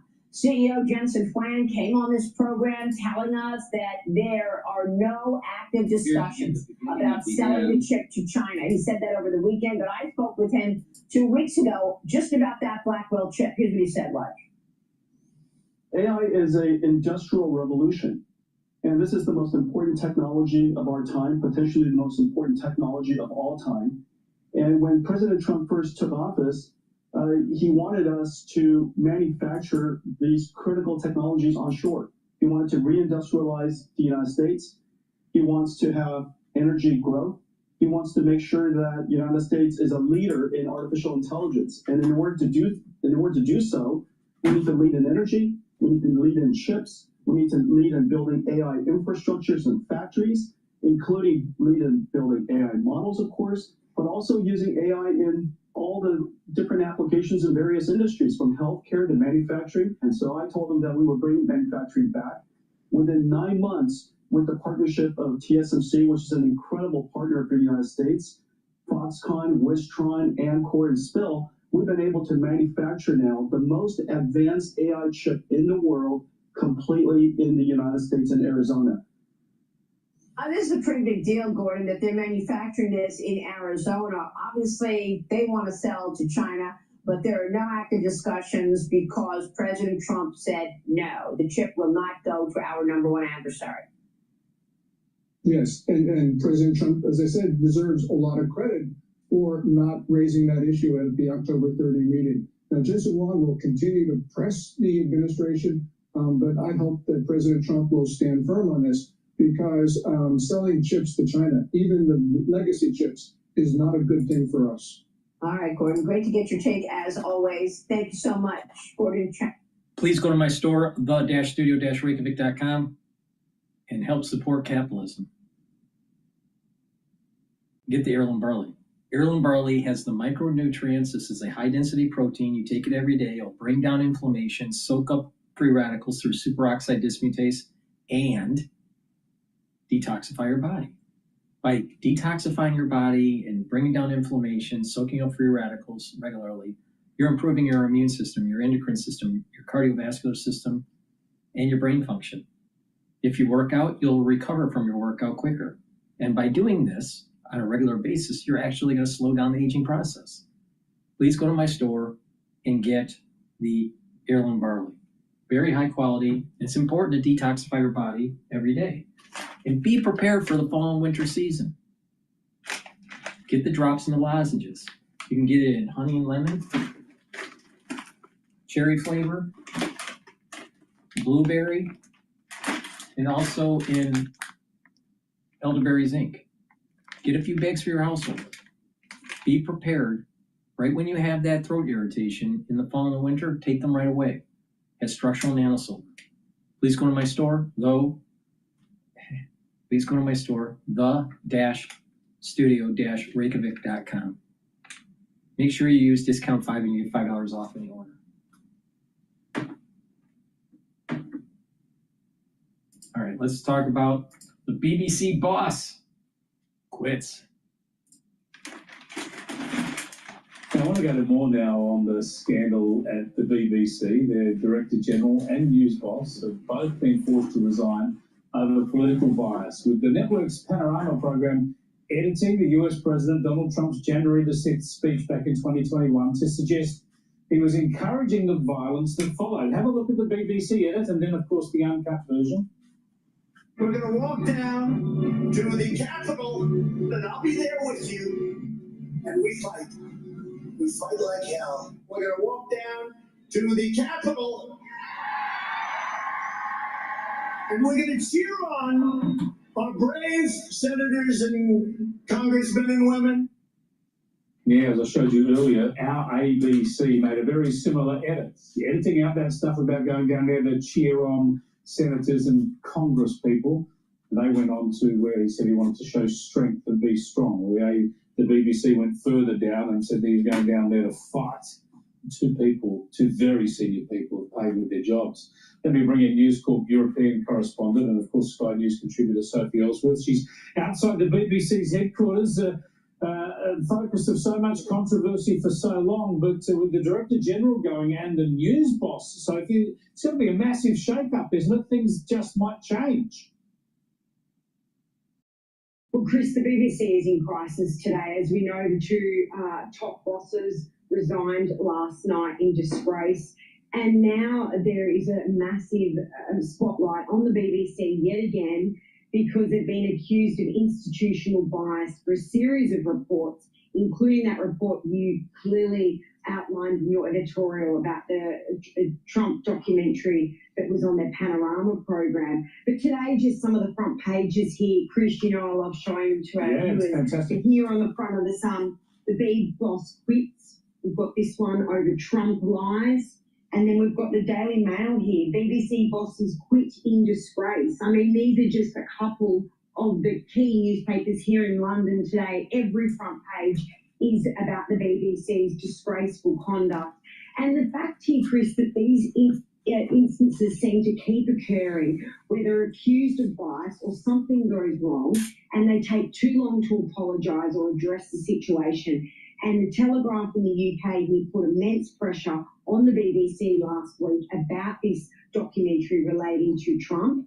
And finally, the bosses have resigned. Yeah, incredible stuff. And as I've highlighted at the top of this program, a very similar edit to the very same speech means the ABC have got to answer questions here. Now, they say they've done nothing wrong, but I think there's going to be an outcry over what they've done with that same speech. Fascinating to see that play out in the BBC because the issues are so similar. The organisations really and the way they conduct themselves are so similar, the BBC and the ABC. But I want to go back to the royal scandals now, Sophie, and these revelations that the former Prince Andrew used to have prostitutes coming to Buckingham Palace, and if that's not scandalous enough, the suggestion is the Queen would have known about this and done nothing about it. Yes, these reports have emerged here in the UK. Chris, it's never a dull moment here with Prince Andrew, or formerly Prince Andrew, now Andrew Mountbatten Windsor. And now there's these allegations that he had prostitutes in at Buckingham Palace and that his late mother did know about it. And these reports emerged from the author of the new book entitled Andrew Lowney, a British author and historian who I spoke to in detail a couple of weeks here in the UK. I spoke to him, Chris. But the scandals surrounding Andrew just never end. And the leaking around Andrew and his former wife, Sarah Ferguson, continues. We know that he's moving out of the Royal Lodge.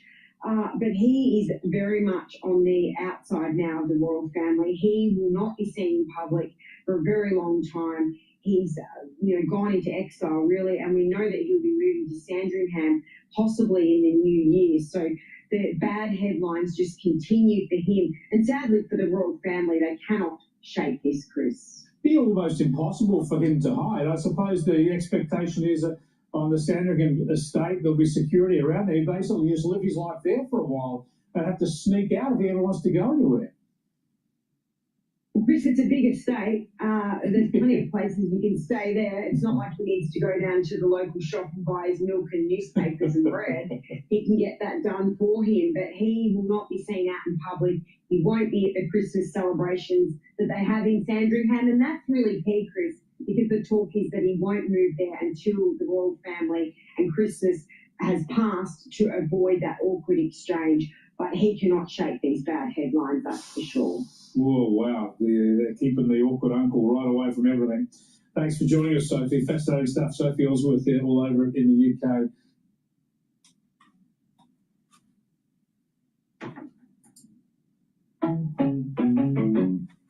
Please go to my store, the-studio-reykjavik.com, and get the lignans. Lignans is a powder. You mix it with soft foods or filtered water.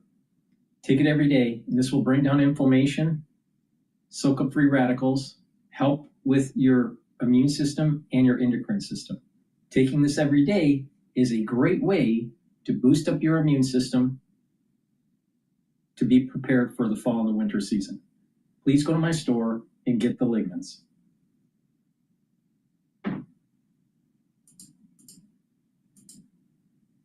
it's another.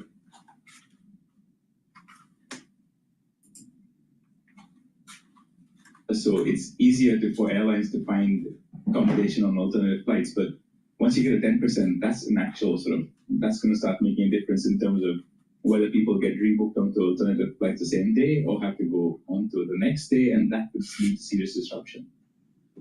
It was August of 1981 when President Reagan fired the 11,000 air traffic controllers who were striking. This was not a government shutdown, right? This was, they were on strike about contract matters.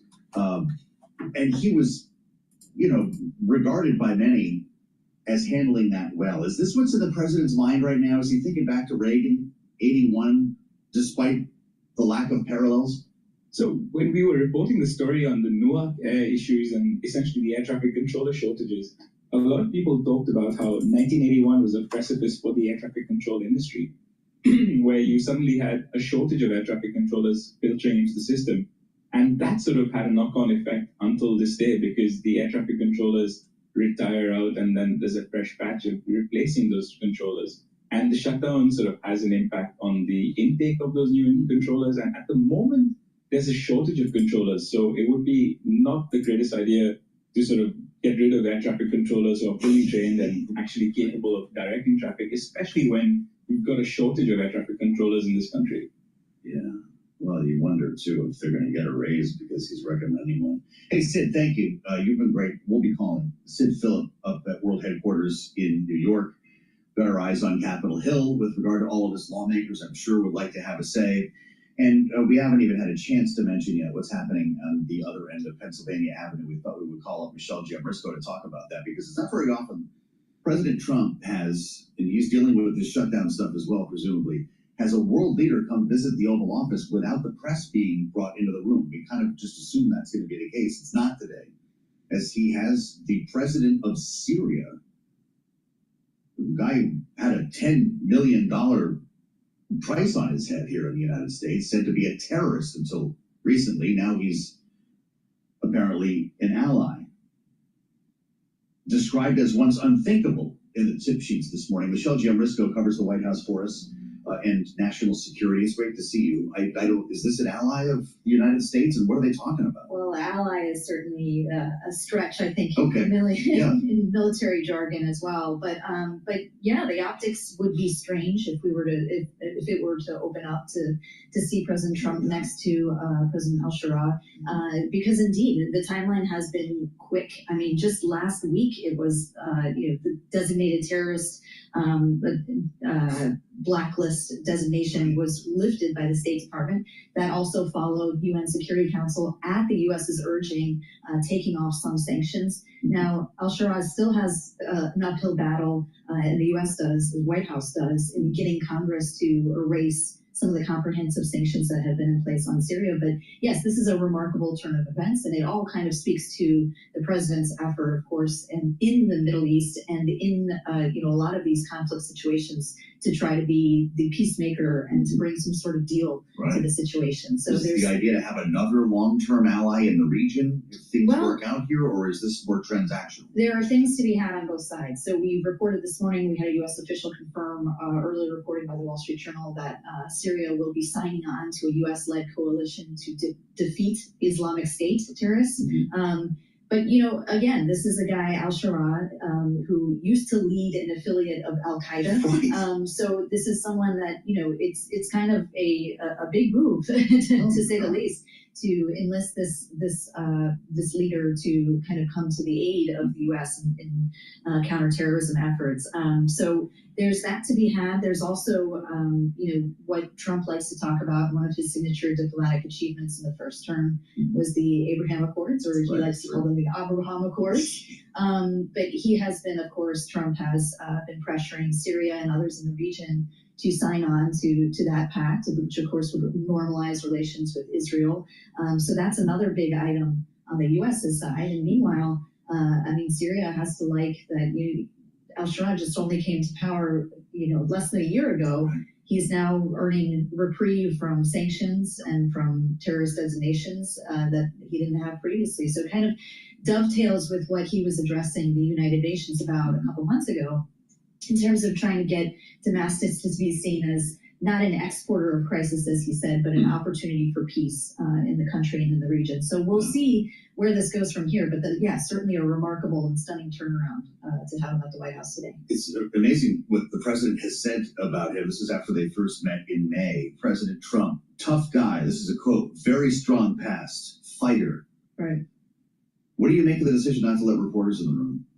Well, I mean, what would we see if we were in there? I'll say this is one of those occasions where we shouldn't be surprised either way. No. This morning, up until this meeting started, which the White House said it did in the last hour. It was close to press. It was close to press, but we didn't know. Maybe at any moment, Trump could decide, let's have the reporters in here. But certainly, I mean, you can understand why it wouldn't be open to press, or understand the reasoning behind that from the White House's side. It's still very sensitive optics, given all what we just discussed. So, we'll have to see what comes about from this, but it certainly kind of plays into the White House's broader strategy. Really interesting. We'll let you know if we get a readout on this meeting. I suspect we will, maybe a truth post, or if there's a news conference with the Syrian president, we'll let you know. Michelle Jamrisco with us live in Washington. Great to see you. Thank you. As always, look for Michelle's reporting on the terminal and online. I'm Joe Matthew in Washington. We'll assemble our political panel next. Rick Davis and Jeannie Shanzano off the weekend with a government shutdown apparently set. Rick Davis, my God. One of the dumbest people in politics. All right, let's listen into The Right Take. This was published 28 hours ago about, did New York City just elect someone who hates capitalism? I've got culinary chaos on my Christmas list. Tournament of Champions All-Star Christmas. For the first time ever, All-Star. Texas. All right. Zoran Mondani, recently in a conversation I had with him, he said something that I wanted to play for you. Here he is. Do you like capitalism? No, I have many critiques of capitalism. All right, let's stop right there. Did you catch that? New York City, the financial capital of the world, just elected someone who openly admits he doesn't like capitalism. That's not a joke. That's reality. And here's the thing. This isn't about labels. This is about results. When you have a mayor who starts from the position of, I don't like capitalism, you've already lost. Because capitalism isn't some abstract ideology. It's just freedom. Freedom to work, create, invest, and keep what you earn. When you're against that, what exactly are you for? Let's continue with the interview. I look forward to meeting with Jamie Dimon and meeting with anyone who is concerned about the future of our city and is invested in the vitality of that same city. I think it is critically important that we start to embody a style of leadership that does not demand agreement across every single issue in order to even have a conversation. You've been doing this job a long time, okay? But this is a new challenge, right? When he says, he wants a leadership that doesn't demand agreement across every single issue in order to have a conversation, that's one thing. But back to what he said a moment ago, can you agree to disagree on something as fundamental as capitalism? Look, I don't know what he means by capitalism, and when I read a lot of people, they say that these flaws are capitalist flaws. They're not. Public policy works. There's income problems in communist countries and socialist countries and healthcare problems in communist countries. There are bad policies that cause those outcomes. It's not necessarily capitalism. So when you say, what is your goal? Look, I want to lift up all citizens. Well, you've talked about income inequality. Of course. I think we have a problem. I think we have not lifted up the bottom 20% of society because their schools aren't working. We got to acknowledge that. How do you fix the schools? You got to acknowledge the problem. Their income didn't go up enough. I would double the earned income tax credit.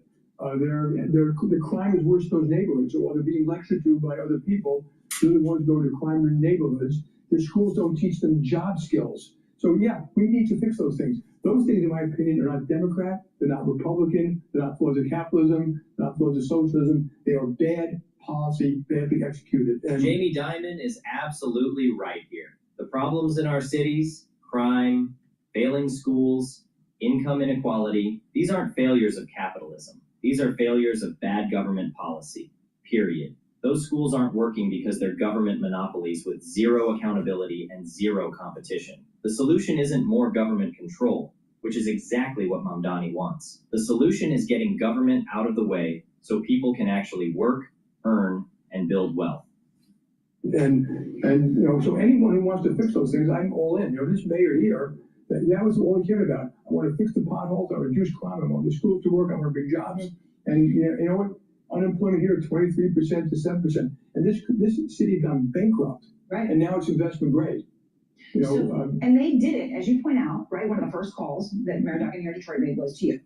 And they were. I called him. You called him. I'm sorry. And you talked. He rolled out the red carpet. He wanted you here. He wanted other big business here. He did things like tax incentives. Obviously, what we've heard from a policy in New York has been something different: increased corporate tax rate, increased individual taxes at the high end.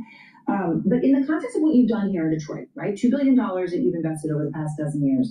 Mamdani said something else last night that hits right here in this room where we're sitting, and I'll play that. We will prove that there is no problem too large for government to solve. Okay, so obviously I picked that for a specific reason. Detroit came back from bankruptcy and has passed, 11 consecutive balanced budgets under Mayor Duggan here. The population here is growing for the first time in nearly 60 years. But the reason for all that, I would imagine you believe, is because the problem was too big for government to solve alone, right? Yeah, I think, first of all, the government and business have to collaborate. If you just did one alone going to fix the problem, you're probably not going to succeed. And government, and I'm not talking about the city government has to, they take your money, they should say what they took it for, what was the outcome. So we don't acknowledge that the inner city schools in New York aren't doing a good job for those kids. That's number one. I don't care if you're a union member, a parent, someone like me, we have a problem. Then you decide how to attack that problem. How do you get them the job and skills? And there are things that work. We learn things that work in Paris. We learn that work in Dallas. The things that work in the aviation high school near Jackson Heights, where I grew up. That's what I care about, is getting the policy right that actually matters, and that can help the city. There it is. Detroit went bankrupt, completely bankrupt. And what brought it back? Not more government spending, not more government programs. It was collaboration between government and business. Mayor Duggan rolled out the red carpet for companies like J.P. Morgan. Tax incentives, lower taxes, private investment. Unemployment went from 23% to 7%. The city went from bankrupt to investment grade. Now contrast that with what Mamdani said. We will prove that there is no problem too large for government to solve. That's not just wrong. That's the exact opposite of what actually worked in Detroit. The city, getting the policy wrong will be a disaster. Wants to show you have money. I get it. Well, these days, we have ways to see things more clearly. Fascinating. Now we can anticipate solving. City, getting the policy wrong will be a disaster. So, government, the heavy-handed government has failed in so many things, and that we should acknowledge that. So, when you look at America, they look at this, what they call about DC, the swamp of DC. They want to know what happened to their money. How come the FAA is antiquated? How come the Veterans Affairs doesn't do a better job for its citizens? How come affordable housing is not affordable? How come we can't build pipelines that create cheap, good, low CO2 gas in New York City? How come we can't build new schools? How come we already spend like $800 billion in K-12, and then we complain about it. And I can go on and on and on, where, other than maybe the military, the government's got a lot of speaking up about what they're doing with your money. Is it efficient? Is it effective?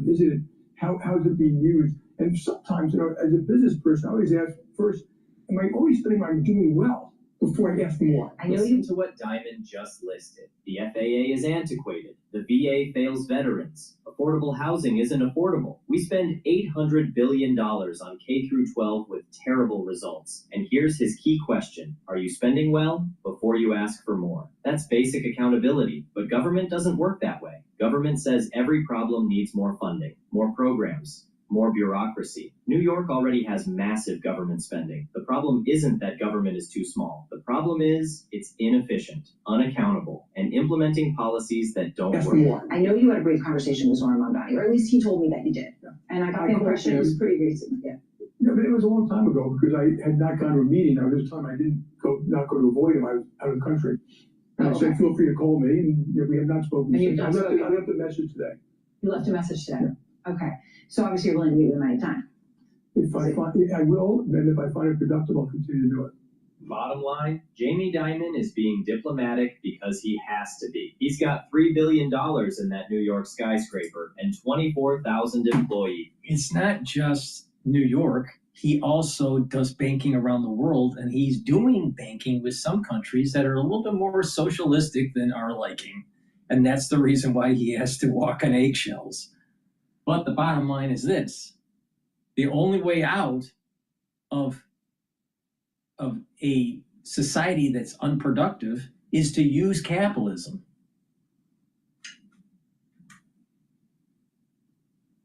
You know what's going to happen? Okay, in New York, all right, in New York, what we have is Animal Farm, all right? You got Mondani, he's going to be Napoleon the pig, all right? And then you got Letitia James, she's going to be one of the dogs in Animal Farm, barking up a storm, preventing the other animals from uprising Napoleon.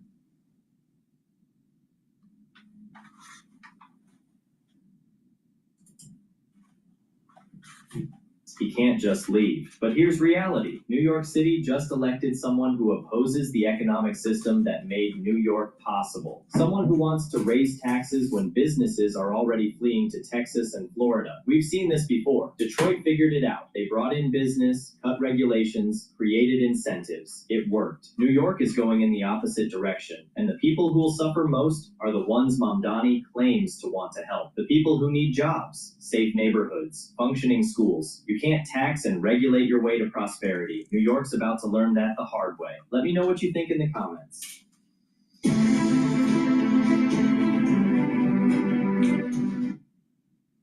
Please go to my store, the-studio-reykjavik.com, and get the turmeric. Turmeric will bring down inflammation, soak up free radicals. This is very important for your immune system, your cardiovascular system, and brain function. Please go to my store, the-studio-reykjavik.com, get the turmeric. By bringing down inflammation at the cerebral level, you're helping the health of your neurons. If your neurons are stressed, if they are in a pro-inflammatory environment, the myelin sheath will start to degrade and your neuron will be less functional. Please go to my store, the-studio-reykjavik.com, and get the turmeric. Boost up that immune system, especially for the fall and the winter season. And guess what? If you stack turmeric with ashwagandha root and lignans on a regular basis, you're going to be slowing down the aging process. It's one of the key pillars of my anti-aging protocol. Let's listen to the Harvard Kennedy School Ash Center visiting fellow. But it is also realistic because this thing over 40 days has got to come to an end, and policy change was not in the offing. That said, there is a big win here for Democrats, and I want to underscore that. It is always about framing, and the Democrats have framed that they are the party for the working, the average, the middle class. They are concerned about health care. They are concerned about costs. And this is while the president is, I don't know, zooming around on Air Force One, flying close to Commander Stadium, on taxpayers' dimes, rebuilding, ballrooms, holding Gatsby parties. So it is about framing, and I think that will hold the Democrats in good stead as they look towards 26. But of course, they're not going to get that policy when they want. So who would have thought they would? You'd have to be crazy because we have a long history of shutdowns. They always end this way. Well, coming off a big night on Tuesday, the whole narrative, Rick, last week was Democrats are winning.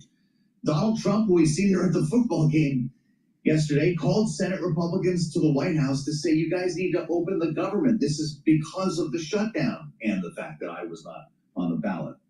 Now we hear from Elizabeth Warren. Republicans in Congress extended tax breaks for billionaire corporations, but refused to extend tax credits to lower health costs for working people. The deal is a mistake, says Elizabeth Warren. Gavin Newsom, maybe the 28th presidential nominee. Tonight's Senate vote on the federal government shutdown should have been a time for strength. Instead, we saw capitulation and a betrayal of working Americans. Rick, why take this kind of flack when you were winning in elections across the country last week? Yeah, a memo to these Democratic leaders. If it's going to happen, be for it. This is a classic DC axiom. And the real part of it that I like is if it's going to happen before early. And that's what these 8 Democrats figured out. Sooner or later, this is going to end. And we want to be the ones that put a spike to it, because at the end of the day, yes, they had a great Tuesday last week, no doubt about it, across the board, really put a lot of vigor in their step, proved that the Democrats could win again, probably one of the single most important things. And yet at the same time, they could only press this, government shutdown so far. And with the, ACA subsidies spiking, the air traffic controllers leaving, the fears that the public have about, government shutdown. I'm shocked that only these 8 figured out the game, which is, let's change the topic, take the pressure off the American public, and start focusing on some of these policy issues that Jeannie was talking about, because that is where you have your strength. And regardless of whether you win or lose on them, the last thing you want to do is tell the American public, we're not going to open up government, basically like they said they were going to do all along, when we have the wind at our back. So I don't know. I mean, maybe it's a political issue for Democrats running for the primary, but kudos to these 8. It's very much the similar crowd that voted with Republicans to kill the last long government shutdown in 2019. So, kudos to them for crossing the aisle. That's what they should have done. No, God knows it helps when you're not running for re-election. We just got a statement, speaking of the pressure at the airport, Jeannie, from American Airlines COO rather. Our air traffic controllers deserve to be paid. We will never compromise on safety. American Airlines is now making reductions for future dates, even with the light apparently at the end of the tunnel here. Combined operations saw about 1,400 cancellations and over 57,000 delay minutes, presumably since Friday when the capacity cuts began. Jeannie, President Trump on Truth Social is kind of lashing out at air traffic controllers. He's telling them they must get back to work now. Anyone who doesn't will be substantially docked, he writes. For those controllers who were great patriots, didn't take any time off, I will be recommending a bonus of $10,000 per person for distinguished service to our company, to our country. For those that did nothing but complain, he says, and took time off, even though everyone knew they would be paid in full, I am not happy with you. And says you will have a negative mark, at least in my mind, against your record. What's going on here, Jeannie?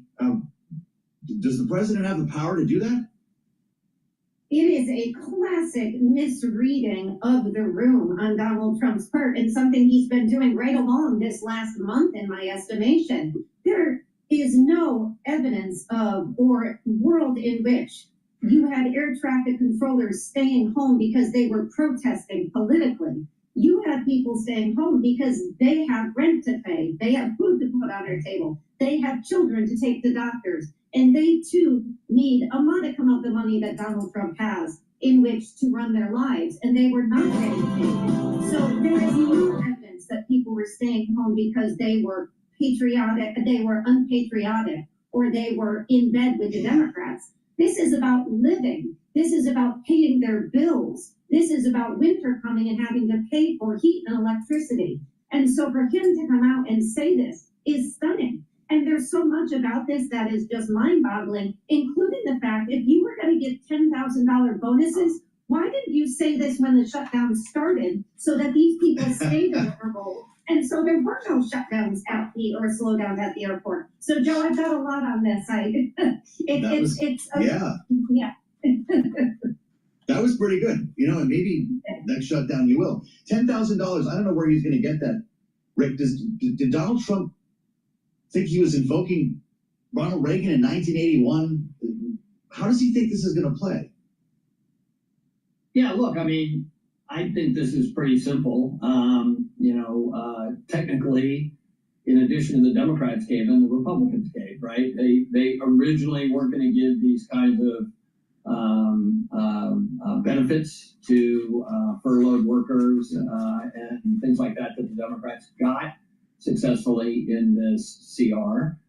assuming it actually gets to Trump's desk. And so he's got to complain about something. And, the way I read this is I wouldn't have agreed to this deal if you guys hadn't struck and shut down the, national air traffic system, which is basically Duffy's argument, is that, we've had to cut back 20% of these flights by Thanksgiving because you guys aren't showing up for your jobs. So it's just casting blame. I think there's much more to it. And who knows if any of this stuff's ever going to come to fruition. But I take it as on its surface. It's like Donald Trump had to blame someone for agreeing to a deal that he otherwise didn't agree to a week ago. Boy, for those of you who did nothing but complain. Jeannie, we've got less than a minute. Is this government reopened by the end of the week? Gosh, I hope so. And I have to disagree with Rick on Sean Duffy. I was a real world fan, and Sean Duffy was much more, he was much more sympathetic and empathetic to those traffic controllers than Donald Trump than his boss. So, but yeah, hopefully we're open at least by Wednesday or Thursday. You mentioned Donald Trump's big night at the game. Were you at the Commanders game, Rick? Or no? No, I was not. All right. Just the smartest guy in the room. You know who was? Producer James was there. He saw that flyby, shaking the rafters. Air Force One, it was like the lowest flyby in the history of sporting events, with the president, of course, on board. And I mentioned all of this. Rick and Jeannie will be back in our second hour here, of course, on Balance of Power. Thank you both. I mentioned all of this with news. Just hitting the terminal here. Brian Daboll is out as the Giants head coach. Maybe we need a flyover Giants Stadium. We'll talk more about that straight ahead. I suspect Alexis will have more on that coming up as well. In our second hour, we're also going to be joined by a member of the House who's about to be faced with this deal. Greg Stanton, Democrat from Arizona. Straight ahead here on Bloomberg.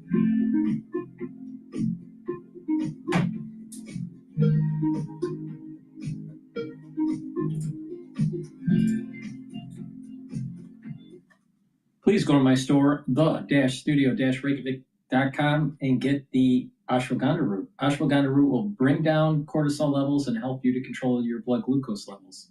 There are too many people in the United States that have insulin resistance.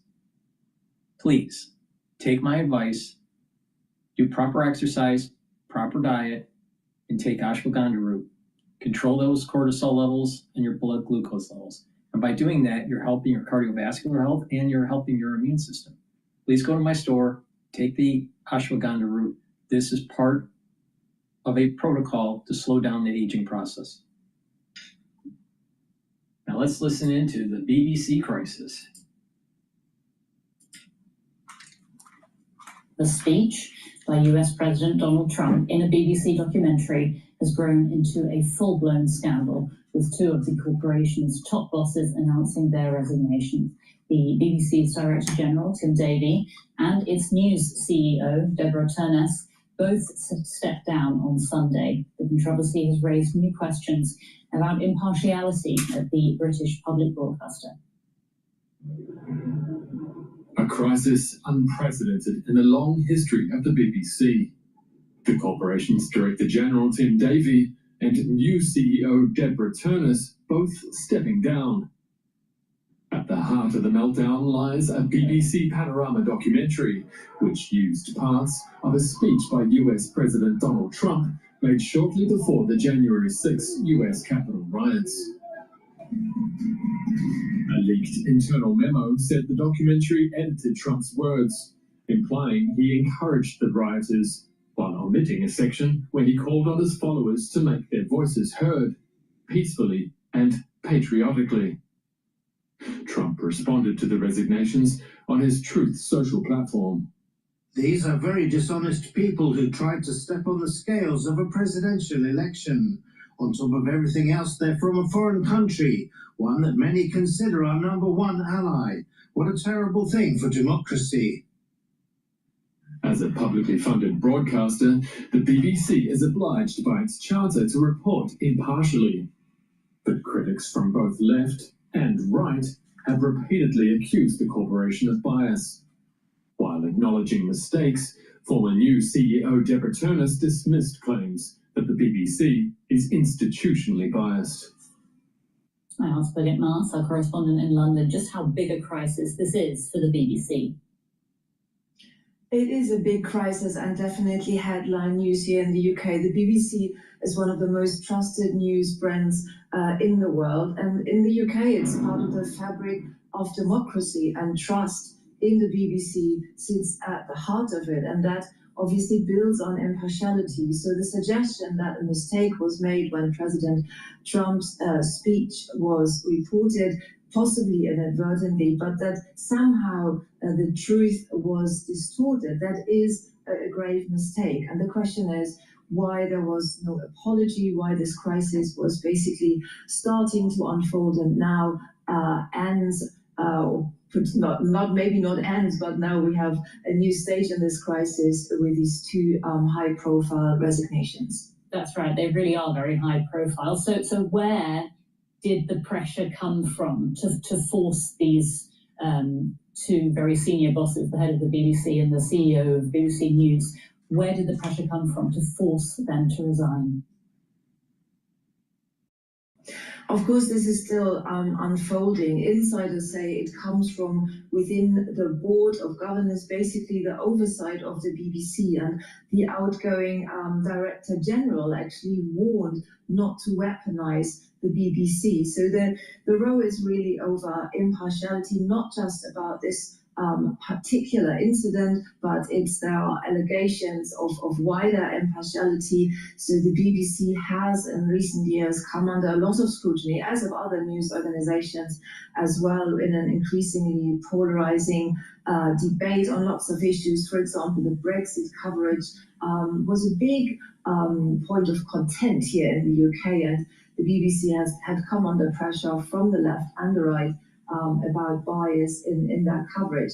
That then also continued when the Gaza conflict was reported on there as well. The Reuters Institute, which is based at Oxford University, said that the BBC has come under intense scrutiny, and there was accusations of bias from both sides. Other issues such as trans rights or racism, or also reporting on climate change, all these are very hotly debated issues where news organizations, generally public broadcasters, under more scrutiny because they are funded by a license fee, they're publicly funded, and yes, the BBC has been under a lot of scrutiny there. The outgoing head of BBC News, Deborah Turness, said in a statement that recent allegations that BBC News is institutionally biased are wrong. I'm quoting there. Can you tell us how people in the UK feel? I mean, do people believe that the BBC is biased?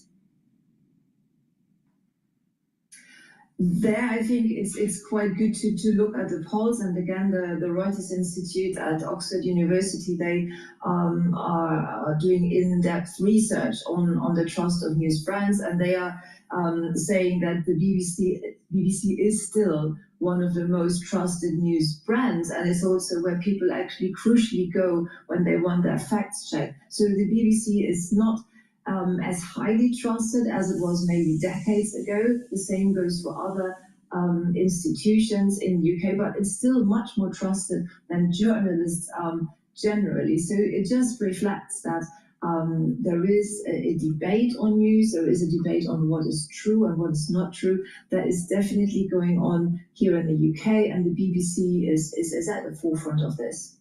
PW Birgit Mars in London. Birgit, thank you so much. From Brian Daboll, ESPN reporting that Daboll has been fired as the head coach of the Giants in the midst of his fourth season at the helm. Offensive coordinator Mike Kafka will reportedly be named interim head coach. President Trump said the hundreds of billions of dollars paid to health insurers under the Affordable Care Act should go directly to the public. That's not sitting too well with some insurance companies. We've got shares of Centene, Molina Healthcare, and Oscar Health all lower. In fact, Oscar Health down now 16%.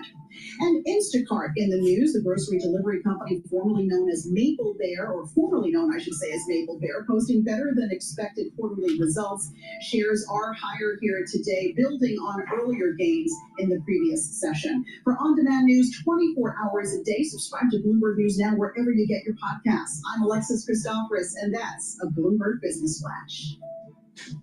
All right, Alexis in World Headquarters for us. Thanks so much. As Alexis mentioned, I'm Tyler Kendall here in Washington alongside of Joe Matthew, where we are inching closer, it appears, to reopening the government after a record-long closure. But while the Senate has passed this bill on a procedural basis, there's still a lot more that needs to get done before we see final passage. And as House Speaker Mike Johnson outlined earlier, it's definitely not a done deal. They'll need unanimous consent from all senators to fast-track their final vote. As you know, there's some procedural hurdles that one or more could throw in the way, but we certainly hope that they won't do that because so many people across this country are desperate for the government to reopen. I'm stating the obvious to all my colleagues, Republicans and Democrats in the House. You need to begin right now returning to the bill. We have to do this as quickly as possible. That, of course, easier said than done, knowing that we have a travel crisis and air traffic control crackdown in this country. The FAA each day is removing 1% of capacity. It started at 4% Friday, will be at 10% by the end of this week. So just getting back to Washington is going to be part of the story here. If the timeline holds, from what we understand, we could see a vote as soon as this evening in the Senate. The House would be looking at Wednesday in a best case scenario. But let's talk to Megan Scully about this. She runs our Capitol Influence team. I don't think they ever stopped working all weekend because the Senate never went home. It's great to see you. Happy Monday. There's light at the end of the tunnel, and then we can start talking about the January shutdown. But I'll hold off on that for a minute. Do we expect to see voting tonight in the Senate?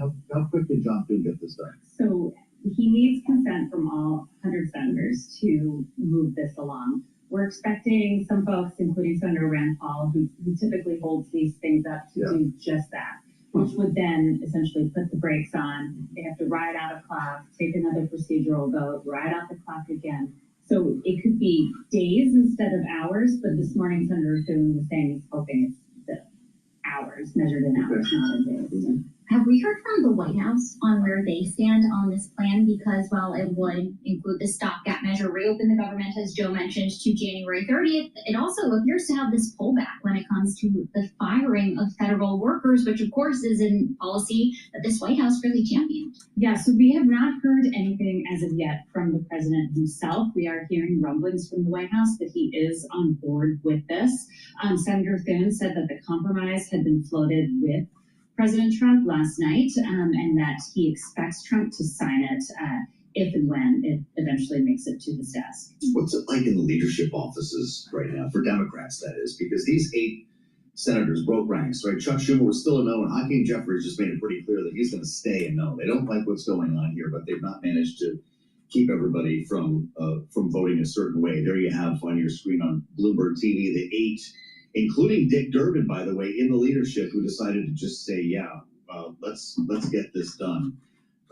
What does this mean for Chuck Schumer now to lose 8 votes like this? A lot of folks are calling for him to step down. We hear this type of thing when voting doesn't go a certain way, but how confused is this in the leadership office? So I think that it's telling, Tyler said it at the top of the hour, that none of these 8 are up for re-election next November. That is key here. And to me, indicates that there was some game of chess being played as to who was going to step up and kind of hold their nose and vote for this. Senator Durbin, as you mentioned, is a member of leadership. He is not one you would typically see voting with Republicans on an issue. He is, however, an appropriator, and most importantly, he is retiring. So that makes him a safe vote. I think that that was all built into the calculus here. Of course, Schumer got blasted just months ago when he acquiesced to Republicans and kept the government open back in March amid concerns that Trump was too powerful and too popular at that moment. This, though, has been going on for some 41 days, and the calculus is changing, particularly as people go without their food benefits. So that's the Senate. What are you watching for when this gets over to the House, not just on the Democratic side, but also I'm wondering about House conservatives that weren't able to negotiate some of these spending levels and the bills that are tied to this. So things like the RIFs, the fired federal workers that you mentioned, some of the spending aspects of this could really cause some consternation, particularly with members of the House Freedom Caucus. We're seeing some tepid support, but that's far from certain at this point. The House majority, the Republican majority, is so narrow that they can only really afford to lose 2 or 3 votes and still get this through if Democrats remain united in opposition. What I'll be curious to see is if they lose some Republican votes, if they pick up moderate Democrats. Now, Democrats should be having an additional vote when this finally comes up, because the representative-elect Grijalba from Arizona, who has long been awaiting her swearing in, will likely be sworn in prior to this vote. Right, and that would make it so that Republicans can only lose 2 members of the GOP to get this through. It's always a math game. Megan Scully, she leads our Capital Influence team here at Bloomberg News. Thank you, as always. And to extend the conversation, we're going to bring in one of those stakeholders, Congressman Greg Stanton. He's a Democrat representing Arizona's 4th District and also is the former mayor of Phoenix. Congressman, thanks so much for joining us here on Bloomberg. It looks like this package is headed to your chamber later this week. Just to start out, how are you going to vote? Well, based upon what I know and what I read about that the agreement contains, I do not plan to support it. You know, we had taken a principled position throughout the shutdown that we desperately want the government to reopen, but we don't want to do it without also ensuring that people have affordable health care. The shutdown happened at the same time that people were receiving their massive increases in premiums under the Affordable Care Act and many other healthcare entities as well, coming right on the heels of millions of Americans losing their insurance under the One Big Beautiful Bill. It was an assault on Americans' health care, and that is a critically important fight as well. And my analysis of the agreement doesn't indicate that we're going to be able to say that we've truly supported people's health care and lowering health care costs. So what just happened here, Congressman? Last Tuesday night was framed as a big win for Democrats. The president was upset about losses that had clearly been inspired by the shutdown. Republicans were seen to be taking the blame. By the end of the week, a jailbreak in the Senate. And I'm curious what you make of the timing here and whether you've heard anything about a vote on these Obamacare subsidies, because every Democrat we've interviewed on this program said the promise of a vote was simply not enough. Well, the promise of the vote was only on the Senate side. Obviously, the Speaker, Johnson, has indicated that he's not going to allow that on our side. So he was not part of that agreement. That's another big reason why we should not be considering voting in favor of this. We need to ensure that we're going to have a real opportunity to lower healthcare costs. But let's talk about Tuesday, because the Democrats did win overwhelmingly on Tuesday, particularly in the purple states of New Jersey and Virginia. That wasn't about the shutdown per se. It was about the totality of what the Republicans are doing. These tariffs that are raising costs on the American people, the One Big Beautiful Bill vote that decimated health care for Americans. Mass deportation is unbelievably unpopular. I think that was a strong statement by those purple states that they are rejecting Trump and they're rejecting MAGA-type politics. And we're going to win the majority in next year's election. We're going to win it going away, because as long as these Republicans just keep doing whatever Trump tells them to do, they don't stand up for themselves. They just roll over and allow him to run everything. The American people are saying that's not the kind of politics we want to see in Washington. But Congressman, if there was a promised vote in the House that mirrors the one that we're expecting in the Senate on extending the Affordable Care Act premium subsidies after the government reopens, would that be enough to get your vote on board now to reopen the government? Well, it's too early to say that, because we have to know what exactly the vote would be. What would be in the vote? Would it be the Democratic proposal? We want to keep the cost of the Affordable Care Act down permanently, and I know that's a very different viewpoint than the Republicans. So I just think it's too early to answer that, because we don't know what would be in that vote. That wasn't negotiated in this agreement, and that's really a very unfortunate thing. Congressman, the president on Truth Social was talking about health care and health insurance that's pulling shares of health insurers lower today, saying hundreds of billions of dollars in federal funding that goes to what he calls money-sucking health insurers under the ACA should be sent directly to the public. He says he's recommending to Senate Republicans that this money be sent directly to people so they can purchase their own, in his words, much better health care and have money left over. Do you know what he's talking about, and can he do that without Congress? Of course we don't know what the president is talking about. And my feeling is, here we go again. The president with his repeal and replace politics as it relates to the Affordable Care Act. As you know, he talked about this incessantly in his first term in office, wanting to repeal it. And then they asked him, well, what would you replace it with? And he had no idea, concepts of a plan or whatever he said. The truth is the American people support the Affordable Care Act. I was part of the class of 2018 in Congress. We won 41 seats because we ran on protecting and supporting the Affordable Care Act. I cannot believe the president is doing this again. And it's wrong for the American people, it's wrong for healthcare, but politically it's good for the Democrats because we're again going to be running for Congress and we're going to win overwhelmingly by standing up and defending and supporting the Affordable Care Act. The Republicans would be much better off if they just came to an agreement with us to lower healthcare costs in America to support the Affordable Care Act, but instead they keep following Trump off this healthcare cliff, and he continues with his talk of repealing and replacing the Affordable Care Act. We don't know what he's talking about, but we do know it's a step in the wrong direction. But if this is an issue that Democrats do well on, and if this is an issue that requires time to hammer out a deal, I know that you still need to look at what this legislation in front of you this week is going to look like, but why not pass to reopen the government and then use January 30th as the new pressure point so that Democrats can make the conversation about healthcare and put forward a plan that works and gets agreement to actually enact it for the American people. In the meantime, you have money starting to flow in to alleviate some of those pressure points, like on our air traffic control system and for SNAP food benefit recipients.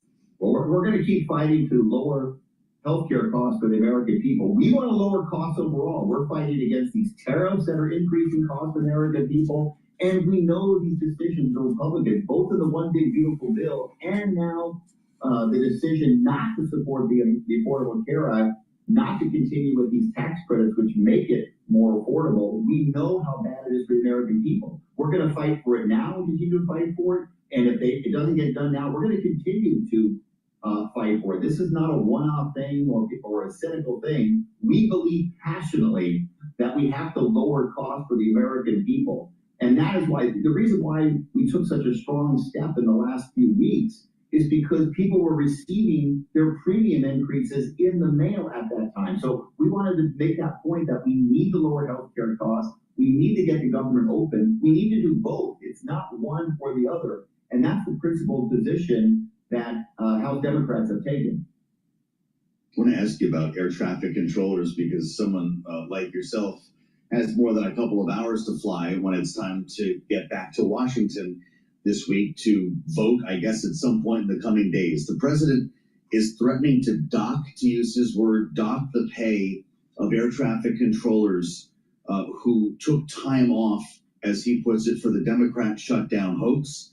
Those who did not take time off, he's recommending a bonus of $10,000 per person for what he describes as distinguished service to our country. Does he need Congress to do either of those, both of those, Congressman?